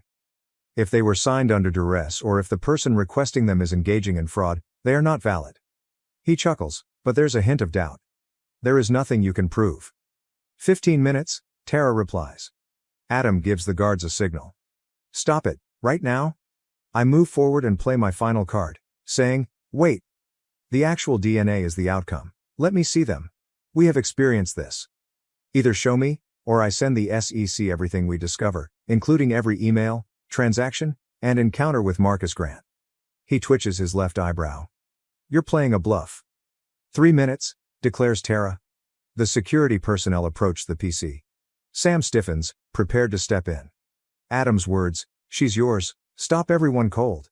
The actual DNA test demonstrates that she is yours. I needed leverage, so I changed the outcomes. I just sense clarity, even though the admission should be painful. In any case, you never desired her, did you? She was merely another resource to manage. For 2 minutes, Tara replies. At last, Adam's facade breaks. Do you believe this has to do with a baby? Power is at issue here. Command. All of the promises Richard made to me when he appointed me CFO, I whisper. He promised you a legacy, not a kingdom to steal. A minute. Adam makes a foray towards the computer. Tara shields the screen and Sam stops him. Something, a phone I've never seen before, drops out of Adam's pocket amid the confusion. I pick it up and immediately see the texts. Plans to dismantle Harrison Industries for parts, discussions with Marcus Grant, and something else. Dr. Collins' correspondence. Tara declares gleefully, "It's done. Everything has been decoded." Adam becomes motionless. "You should avoid opening that file." However, I already am. The room is filled with the voice of Richard Harrison, who made a video confession just days before he passed away. He gives names, explains plans, then offers a last surprise. "Now that I finally understand," I tell Adam, "the company was never yours to steal." Before he passed away, Richard made a revision to his will. He gave Emma the reins of power. Adam says, trembling, "Impossible. She was not born at all." I show him the will's date. Adam, he was aware. Almost everything, including the fraud, the affairs, and the agreements with Grant Technologies. You've been playing the exact game he anticipated the entire time. In the distance, police sirens blare. Adam's expression changes to one of rage. "You believe you've triumphed? The board, the proof, and your signed confession are still with me." "Check your phone," Sam murmurs. "The one you just dropped, the real one." Evelyn's father pulling all support, Marcus Grant cutting agreements to save himself, the SEC renewing their investigation, and Dr. Collins sent one last message. "I kept my promise, Richard." Adam's eyes widened as the messages poured in. "The heritage of your granddaughter is secure." Adam collapses, his empire of lies crumbling around him, as the police storm in. However, I'm already leaving while seeing Emma sleeping soundly at home. Some victories are about defending what's most important, not about winning. The turmoil from last night can still be heard in the Harrison Industries boardroom. The doorway is crossed by police tape, and the conference table where Adam's empire eventually fell apart is covered in evidence markers. Richard Harrison's personal files are in the leather portfolio that Dr. Collins hands me. He murmurs softly, "When the time was right, he wanted you to have these." I discover a note inside, buried beneath years' worth of financial documents and business plans. Richard's decisive handwriting is still visible despite the paper's age and the ink's fading. "My beloved McKenna, you'll know by now why I picked you to guard Emma's inheritance, not because you're Adam's wife, but because you saw what he couldn't. Stock prices and merger agreements don't measure legacy. It is ingrained in choices, in choosing to defend instead of destroy. Emma is fussy in her job. I reposition her blanket and notice my image in the shadowed windows. Somehow I appear different, stronger, perhaps, or simply more certain. Sam shows up at the door. The SEC wants to take another look at the video testimony. Evelyn Grant is also present. When Evelyn walks in, I anticipate fury, but all I see in her eyes is tiredness. According to her, the board approved the dissolution of the merger attempt. Daddy is resigning? She twists her now ringless fingers and rambles. The scandal. I tell her, I never wanted this. Most of it is true. Neither did I. Her expression softens as she turns to face Emma. He also promised me children, you know. A future in which I genuinely had faith. I respond, I know, since I did the same once. The doctor clears his throat. The new members of the board are ready. They will require guidance about the company's future. Richard's letter about choices and legacies comes to mind. Inform them that we are reorganizing, beginning with the charitable foundation. Funding for programs that assist single parents should be doubled. From where she sits at the computer, already working on the press release, Tara smiles. Our attention is drawn to a disturbance outside. I watch through the glass walls as federal officers carry Adam away, his flawless suit rumpled and his confidence mask finally shattered. He looks at me and begins to say something, but I look away. There are some discussions that are not worthwhile. Dr. Collins pulls out another envelope and says, there's something else. Regarding Emma's trust, your father-in-law left detailed instructions. It's a challenge, not simply money. Projects for community investment must equal every dollar. Finally comprehending, I chuckle. He ensured that the legacy would not be taken. It must be earned. Speaking of income, Sam adds, corporate corruption and the price of truth, an investigative piece that recently went live, although I believe karma in the boardroom, sounded more appealing. I decide, no more karma, as I watch Emma fall asleep. No more retaliation either. Just moving forward. Dr. Collins' eyebrow goes up. And Adam? After closing Richard's portfolio, I said, We face justice through proper channels. I've had enough of his games. Evelyn gets up to go, but stops at the door. She nods to Emma and says, "For what it's worth, I think Richard chose well, not just for the company, but for her." When she leaves, I stroll over to Richard's former workplace. His nameplate, which will shortly read Harrison Industries Trust Management, is still displayed on the door. His presence permeates every thoughtfully selected detail inside. One final message, dated the day of his death, is slipped inside his desk calendar.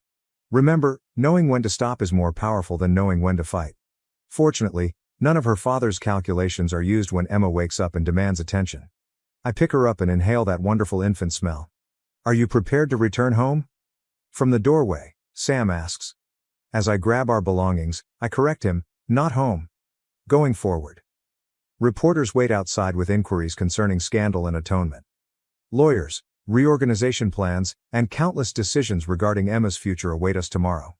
But now, in this silent triumph, I realize what Richard has known all along.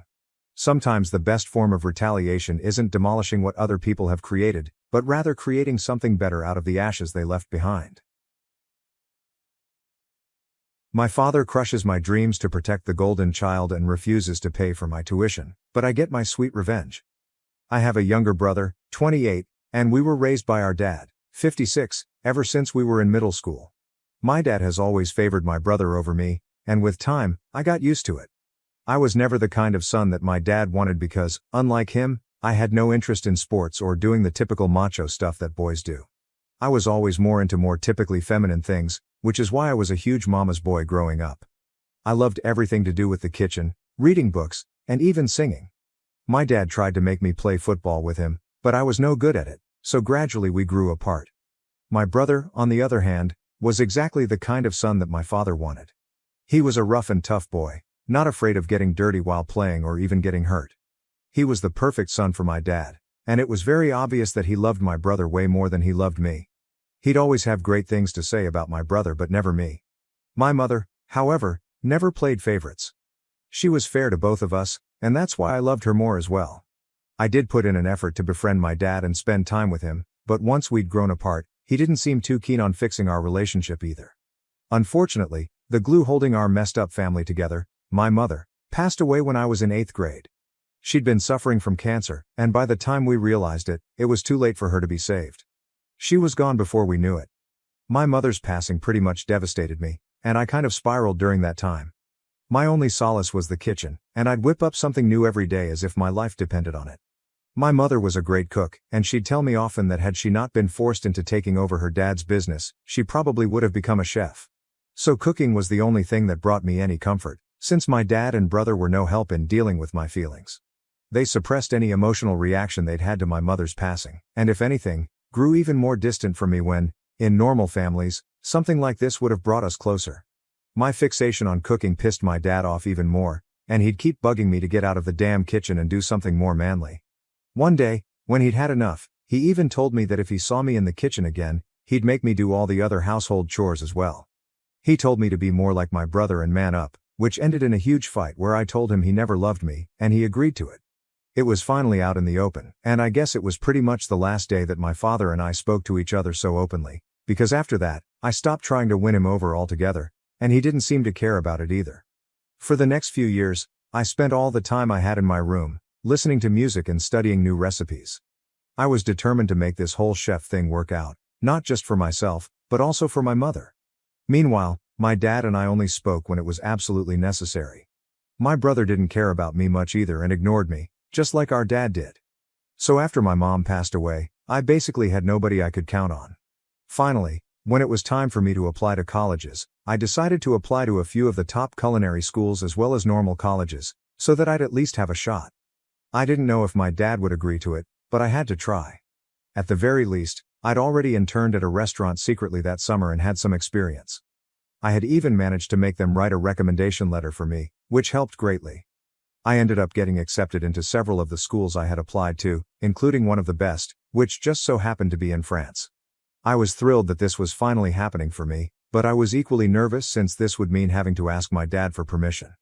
I'd already made up my mind to beg him to let me go if he seemed reluctant, because I just absolutely had to make this happen for myself.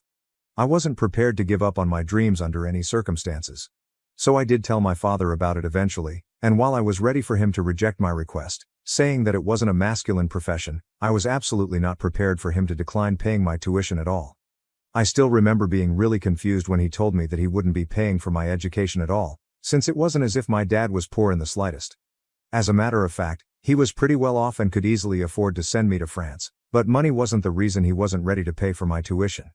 It was the fact that if I went to France and joined such a reputable school, it would make my younger brother feel insecure.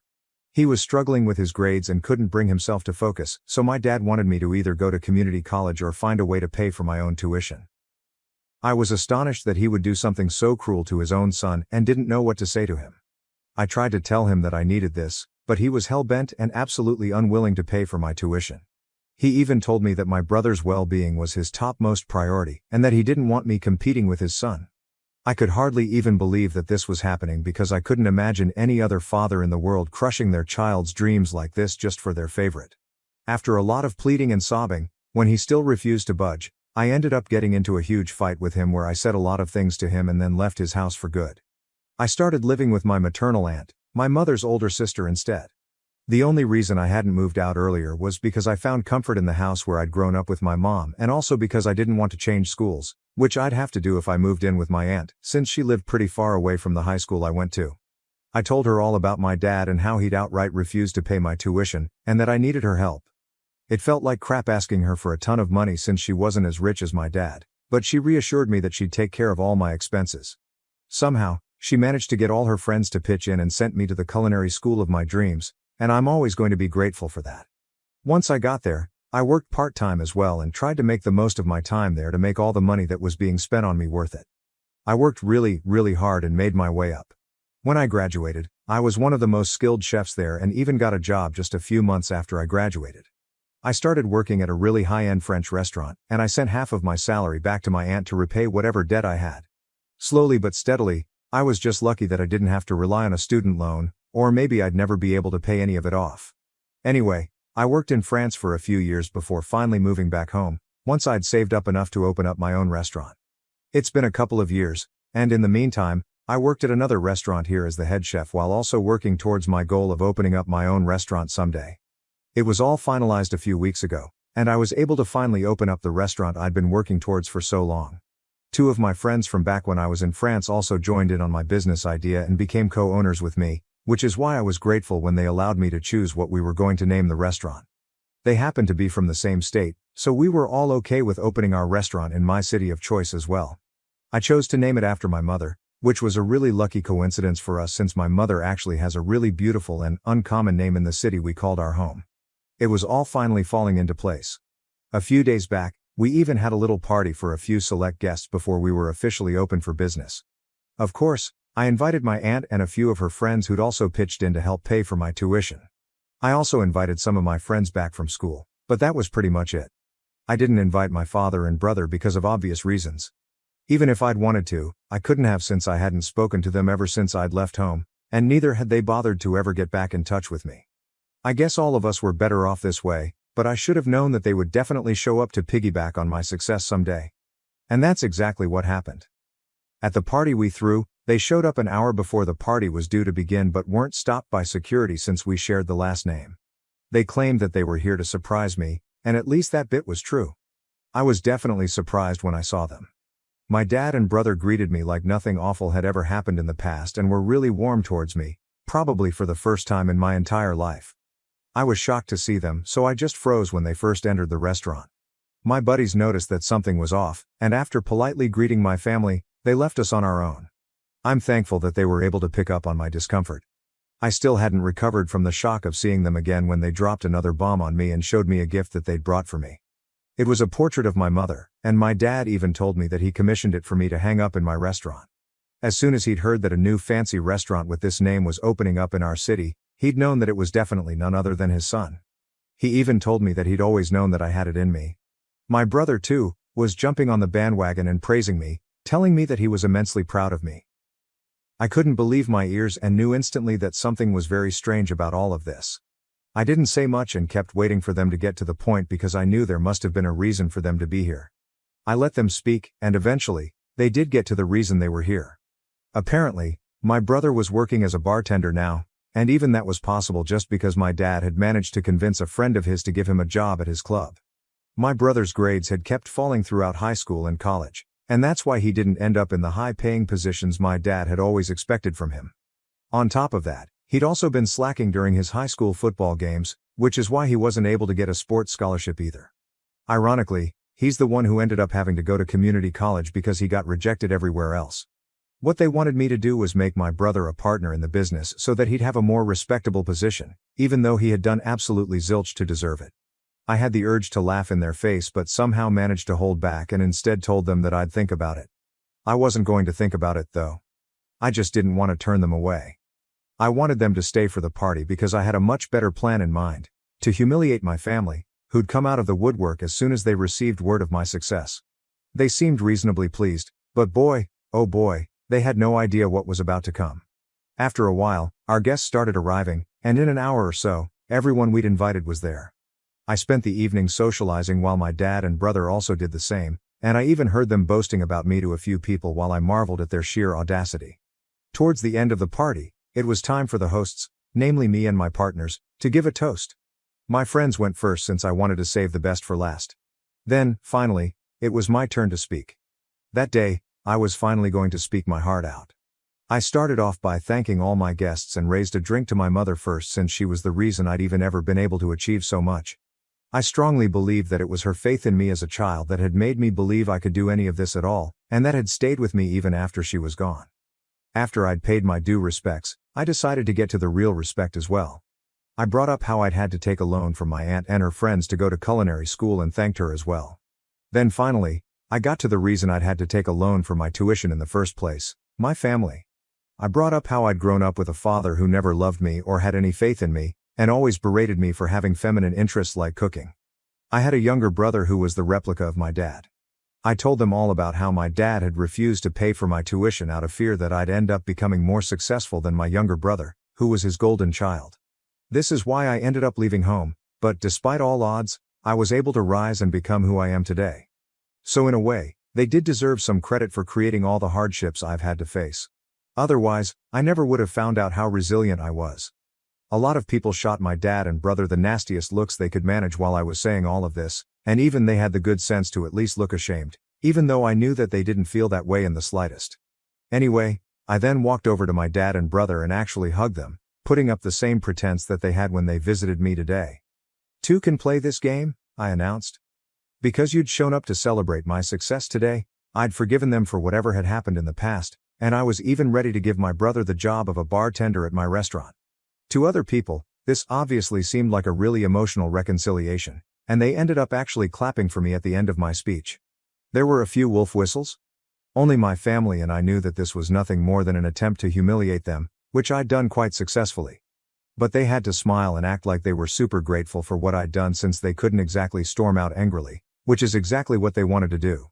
After a while, when the crowd had cleared out and it was finally time for us to go home, my dad and brother confronted me right outside my restaurant. They were furious, and I swear there were angry tears in my brother's eyes. They demanded an explanation for what I'd done.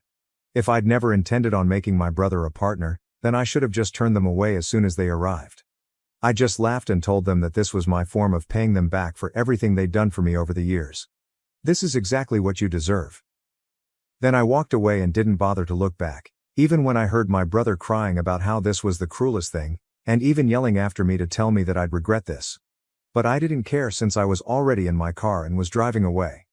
That happened a couple of days ago, and I haven't heard from them since. My aunt thinks that I might have gone a little too far with this one and should have just kicked them out at first, but I don't agree with her. This was well deserved. I'd had enough of humiliating my father and brother. Update 1. Hey, I decided not to reach out to my family to apologize, in spite of what my aunt had said about me being way too harsh. I don't feel sorry about what I did, so I'm not going to pretend I do and go out of my way to say so. They could have taken the opportunity to apologize to me when they visited me, but they didn't. I explained this to my aunt as well, and while she still believes I shouldn't have done what I did, she hasn't said much about it. I guess this is just one of those areas where we agree to disagree, and I'm okay with that. In other news, my brother has made sure that he goes behind my back to talk crap about me to all our friends from school. It's unfortunate that we went to the same high school, since this just means that random strangers from school are now texting to confirm the rumors that I'd humiliated and then kicked out my dad and brother from my restaurant after feeding them 3-day-old food on purpose. Yeah, he exaggerated the story to make himself seem like the victim, which is pretty unsurprising. Ordinarily, I wouldn't care about petty rumors, but I don't want potential customers taking these rumors seriously. So, I've texted my brother that if he doesn't stop spreading lies about me and my restaurant, then I'll make sure that he loses the job he has right now too. I'm hoping that it works because I really don't feel like dealing with their unnecessary crap right now. I'm really busy with work, and this just isn't the time. Update 2. LOL, my brother texted back saying that he was going to stop only when I'd make him a partner. I don't even understand what level of idiocy and delusion this is. Besides, if he wants to be a partner, then isn't it a pretty stupid idea for him to be talking crap about the same restaurant? I'm pretty sure this is my dad's tactic to ensure his darling son lands a high-profile job without doing any real work. But unfortunately, it's not going to work with me. I've told him that if he doesn't stop, then he'll be hearing from my lawyers and that he's in absolutely no position to be negotiating with me right now. The only reason I haven't done anything yet is because I don't want to get caught up in unnecessary drama, but I'll definitely mess him up if he tries anything funny after this, and he should take this as my last warning. I really hope he does, for his own good. Update 3. So, guys, it's been around a month since the last update, and since I've been really busy, I haven't been able to fill you in on what happened after that. My brother did stop talking crap about me behind my back, but they were still pretty desperate to join in on my success. So, my dad decided to pay me a visit with my brother a few weeks ago, just to intimidate me. They showed up at my house, threatening to sue me for using my mother's name for my restaurant, and even told me that they'd already spoken to a lawyer. So, if I didn't want any trouble, I needed to make my brother a partner as soon as possible. Obviously, I called their bluff immediately since no lawyer would take up such a stupid case. I think they were forgetting a very important fact. She was my mother too, and not just his wife. As far as I was concerned, no law could stop me from using her name. By then, I'd had enough of their bullcrap, so I told them that if they didn't leave me alone, they'd be forcing my hand, and I'd have no option but to call the cops. My brother lost his temper at that point and tried to grab me by the collar, but luckily, my dad held him back. I think it was the constant humiliation that had finally gotten to him and he'd snapped. Well, it wasn't my fault, and they were lucky that I didn't call the cops right then. I told my dad that he needed to get the hell out, but he only told my brother to go cool off in the car and that he wanted to speak to me in private. After my brother left, he tried to manipulate me by telling me that if my mother knew what I was doing to them, then she'd be really upset with me and I should bury the hatchet. At this point, I told him to leave me the hell alone because even I was at my limit. He couldn't just use my mother to get his way. That was just low. To be honest, we were way past the point of reconciliation. Not once had either of them apologized to me, even once, so I really didn't understand why they expected me to forgive them without even asking for it. As for what my mother would feel, I'm sure she would have felt equally let down back when my father had refused to pay for my tuition, and for that matter, every freaking time he made me feel awful about myself. So, he should be the last person to give me a sermon about what my mother would and wouldn't like. I know she's proud of me wherever she is, and nothing that my dad says is going to change that. At least my restaurant is doing well, and hopefully, we'll be able to expand soon enough. My boyfriend's meltdown over my friend's age turns into a breakup after his sexist comments and refusal to own up. Original post: I've been dating my boyfriend Mike, fake name, for about 4 months and everything has been great up until now. This post is gonna make Mike sound kind of crazy, but up till now he's been the nicest, most laid-back guy I've ever dated. About a week ago I was on a Zoom call with 2 of my friends, who we will call Annie and Sarah. Sarah is 27, Annie is 36. I was talking to Annie and Sarah and Mike leaned over my shoulder to say hello. Because of the pandemic he hasn't met either of them in person yet, and it was his first time actually meeting Annie at all. I wanted him to get to know my friends a bit, so I invited him to sit next to me and stick around. Sarah was talking about her dating woes and how the pandemic has made it harder to date than ever. Mike made this weird joke about how Sarah needs to find a guy quickly because at 30 she's gonna hit the wall and no man will want her anymore. He said it in this joking voice, but both Annie and Sarah looked weirded out. To be honest, Mike's never said anything like that before. I guess Mike picked up on the awkwardness because he started trying to explain himself and started saying all this stuff about how women age like milk and it's not the same for guys and men who tend to date younger because after 30 they hold all the cards and can pick and choose. Annie said, "I haven't had any trouble meeting men." And Mike said, "Just wait until you hit 30 and lose your looks, it's all downhill from there." Annie just kind of laughed and I had to tell Mike that she's 36, and obviously hasn't lost her looks if he's mistaking her for a 20-something. I said it kind of jokingly but Mike just went silent and then walked off into my bedroom and slammed the door. That night and ever since then he's been very moody and short with me, and keeps making passive-aggressive comments about how I'm always against him and never have his back. We've never even had an argument before this, so I don't know where that's coming from. I've tried to bring up the Annie thing several times and he either clams up and refuses to talk about it or turns it back to me, Annie and Sarah ganging up on him and bullying him, which I don't think any of us did. The rest of the time he's just very short with me and keeps picking fights over tiny stupid things like my tone of voice being wrong. What do I do here?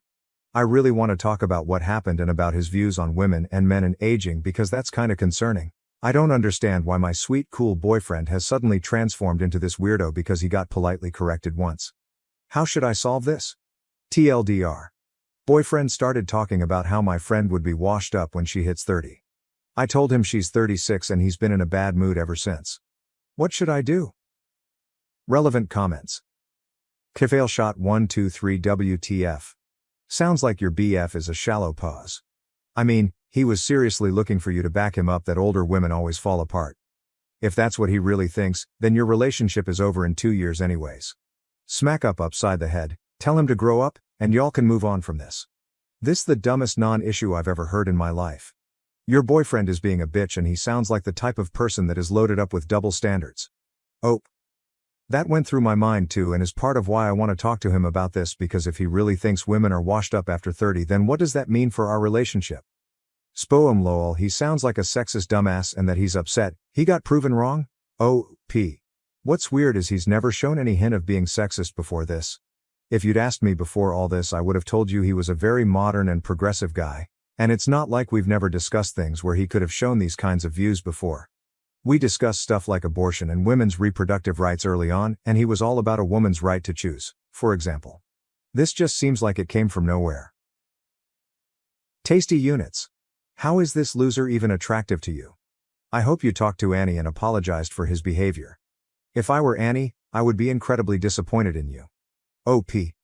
I stayed on the Zoom call with Annie after he stormed off so we already talked about it and I basically said the truth, which is that he's never ever said anything like that before and I wouldn't date him if he had. Annie seemed to find him saying all that stuff then getting her age wrong incredibly funny actually, but yeah, I did apologize for what Mike said to both her and Sarah. Deleted. Once I heard the phrase, when people show you who they really are, believe them, it changed my life. Listen to who he is showing you he is OP. Edit. To give credit, it's a Maya Angelou quote. Thanks to everyone that told me. OOP.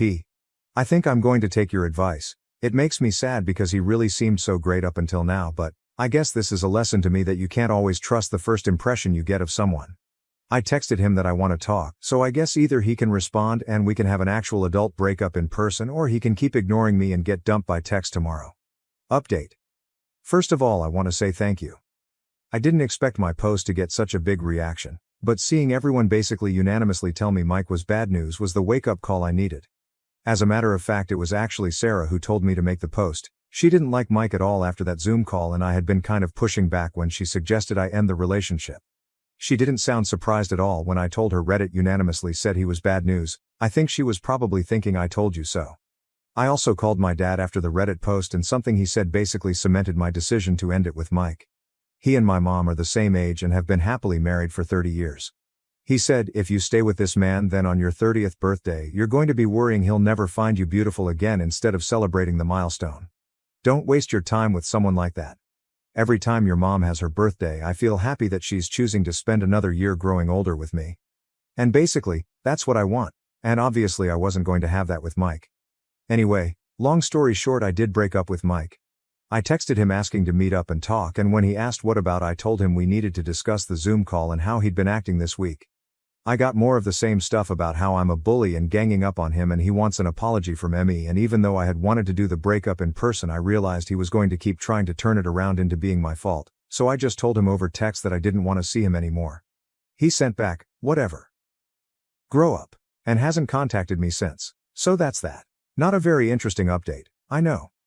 But even though a big explosive argument might have been a more interesting update, I'm kind of glad to have avoided it. TLDR, I broke up with Mike. Relevant comments. Theora4545. Good thing done. Now for her to reconcile with her friend and tell her dad what great support they both are. OP. Sarah's not mad at me, fortunately. We actually had a call just before I made this update, but I can tell she was holding back the urge to say she told me so. And to be fair, she did tell me so. Pookie582. I'm sorry it had to happen, but I am relieved this is the outcome. I hope you find someone a million times better. Also, I love your dad. He sounds like a great husband and a great father. OP. My dad's amazing and he and my mom are still so crazy about each other. They've always been marriage goals for me. My wife wants a divorce because I live an entirely different reality with my first love in my dreams. Original post. I, M31, have been with my wife, F28, for 3 years. We had a short engagement, married quickly, and had a perfectly ordinary existence. I love her, she loves me. We do taxes, housework, watch movies. All the normal things. No physical cheating on either side as far as I know. But here's the thing. I am a lucid dreamer, which means I can, to an extent, control my dreams, which is something I find cool as it allows me to go on adventures while asleep. It also makes scary dreams not so bad because I can just wake myself out of them. Over the last year or so I've been having a recurring dream about my ex, my first love, F29. Truth be told, I never got over her. We were together for 5 years from 15-17 to 2022. We broke up after I graduated from college because she didn't want to move from New York to South Carolina with me, which is where the biggest industry for my field is. I was crushed but moved on, and we've spoken sporadically over the years, although we never crossed any lines. I will admit that I've kept up with her own social media a bit, but nothing stalkerish. Well, a year ago she announced she was getting married and I experienced a resurgence of feelings for her, although I never acted on them or told her. That same night, I dreamed about her for the first time in years. In the dream she showed up at my door and asked me if I wanted to get coffee. I said yes, of course. The dream, which was not a lucid dream, ended there. It felt so real, I couldn't shake the feeling once I woke up. It felt like we were actually reconnecting. Since then I've dreamed about her several times a week and I've practiced becoming lucid, so I've been able to control the outcome more times than not. We've lived a whole life together over the past year. Everything from dates to a trip to Paris together, which we visited while in college. We even rewalked the same paths we did in real life. It got to the point I was looking forward to going to sleep to be with her. Fast forward to today, my wife told me she felt distant from me. And I started to feel guilty because I thought what I was doing was harmless, but she's obviously noticed a change in me. So I confessed. About all of it. At first she said that I was joking, but when she realized I was serious, she accused me of cheating on her and told her mom and sisters, who are calling me a cheating weirdo. She even threatened to tell my ex so she'll know what a fucking loser I am. Now I get that it's not anything a woman would want to hear, but it's not like I physically cheated. I don't want to lose my wife, but I don't think she can forgive me for this. TLDR, I live an entirely separate life with my ex in my dreams, and now my wife wants to divorce me. But I really love her and don't want to lose her. Do we have a chance? Relevant comments. Sulangelic. Yeah, no, I think this might be a lost cause. I would certainly consider this cheating, and I think that it does indeed warrant a divorce. You clearly don't really love her, at least, not as much as you love your ex. OWOP, I do love my wife, which is why I married her. I just also have feelings for my ex, which I should have been honest about before we got married. I didn't mean for this to happen, but once it did I wasn't able to stop it. Living that life with my ex while sleeping felt like getting to experience what I missed out on in young adulthood. With that said, my wife left overnight for a hotel and I don't know if she's coming back. I feel awful for hurting her. Elzabot, I'm asking this genuinely, not trying to be snarky at all. What did you think your wife's reaction was going to be? Did you expect what happened, or did you think she would be more accepting? I knew she would be upset, but I felt I owed her an explanation once she communicated that Do felt distant. I didn't want to gaslight her perception. I just hadn't known that she even noticed a difference in me. I just didn't think she would leave. She's turned off her location. I have no idea where she is or if she's all right, and her family won't speak to me now. I do love her and would like for our marriage not to end, but that seems inevitable now as I process this. Update. 2 days ago, I posted about the fallout that occurred after I, 31, admitted to my wife, 28, that I've been lucid dreaming about my ex and first love, 29, over the past year. After a major blow-up, where my wife called me every name in the book, and got her family involved, which I understand completely, so please don't take this wrong, my wife left. I didn't know her whereabouts for over 24 hours. Early this morning about 3 a.m., She came home and told me she wanted to file for divorce. She didn't want to have to compete with a phantom, and deserved better than a shitbag like me. But she doesn't want to move out or start the process because it's a pandemic and she doesn't want to live on one income. We make roughly the same amount of money. Me $90,000 a year after taxes, and her $85,000. I tried to apologize to her for all the hurt I caused by making her feel like she wasn't enough, to assure her that I do love her even though I still love my ex, and explain to her that I've never physically cheated or had any inappropriate conversation with my ex. But she won't budge. She doesn't want me anymore. I can't blame her. I was selfish and I shouldn't have carried on what I now accept to be a one-sided emotional affair. So I agreed to stay together, for financial purposes, for 2 years, or until the pandemic is over, whichever comes first. But she kicked me out of our bedroom and basically claimed the second floor for herself. There's so much tension in the house right now, so I left as soon as the sun came up and went to a coffee shop to do some work. While there, I received a message on IG from my ex that my ex-wife sent her a long message from her own account telling her about everything that I told her. I froze because I hadn't spoken to her in a long time. But she saw that I had read the message and followed up an hour later, telling me she needed to know the truth. So, again, I confessed, expecting to be berated and called a loser again. Because I had nothing else to lose. But she didn't think that my dreams about her were weird or creepy. She thought it was sweet that I still loved her, especially with her knowing that I'd never tried to have inappropriate conversations or force my way into her life. I'm aware that her not condemning my actions doesn't make them right or take away from the hurt I caused my wife, but knowing she didn't think negatively of me made me feel better. We messaged back and forth for a couple of hours, talking about our relationship and how it ended and the choices we made. In that, I learned that she and her fiancé called off their engagement a few months ago. I also told her my wife was going to divorce me because of the revelation. She expressed her condolences and that was the end of the conversation. I'm home now and I can't help but wonder if this is the universe's way of putting my ex and I back on the path to reconciliation. Hate me if you want, but I made a mistake and I hurt my wife and my marriage is over now. Or going to be. But knowing that the person I ruined my marriage over doesn't think I'm the scum of the earth is worth its weight in gold. I don't know what will happen now. But I can't imagine a friendship with my ex won't blossom from this, at the very least. I know this won't make my wife happy since she contacted my ex to further shame me, but I may just not tell her. We are, after all, divorcing. I hope the next few months and years can result in healing for both my wife and myself, and that we'll both live happy, fulfilled lives. TLDR, I live an entirely separate life with my ex in my dreams and now my wife wants to divorce me. Now my ex and I have reconnected. Relevant comments, deleted. I hope you don't take it out on her when you realize that your old flame isn't the person she was in your dreams. Because that was you. You were in love with another version of you. She'll be someone else entirely. Oh, but I'm also a different person. And I wasn't in love with myself. The love for her influenced the dreams. Deleted. When I say she'll be someone else entirely, I don't mean that your ex will have changed since you last knew her. I mean that your ex, in actual, real life, will be someone other than the person you spent so much time with in your dreams. That person in your dreams was not your ex in any meaningful way. She was an amalgamation of your memories of her, patched together using new material you created out of whole cloth to please yourself. She won't ever be able to live up to the fantasy you constructed, because the fantasy woman was you. The things she did and said were things you invented, just like every character an author writes is a version of themselves. You've invested countless hours and serious emotion into a character you created, who is really only loosely based on your ex. Since a real woman can't read your mind like a dream character can, and because a real woman doesn't exist only to make you happy, she will not, in real life, be the same person from your dreams. That may be disappointing to you when you realize it, so try not to take it out on the girl. OP fair. But I'm not expecting her to be. The dream could never compare to the warmth and love she radiates in real life. It was a coping mechanism. Real life will be better. I love sharks 101. You sound absolutely obsessed with this woman, and to be honest it's quite disturbing.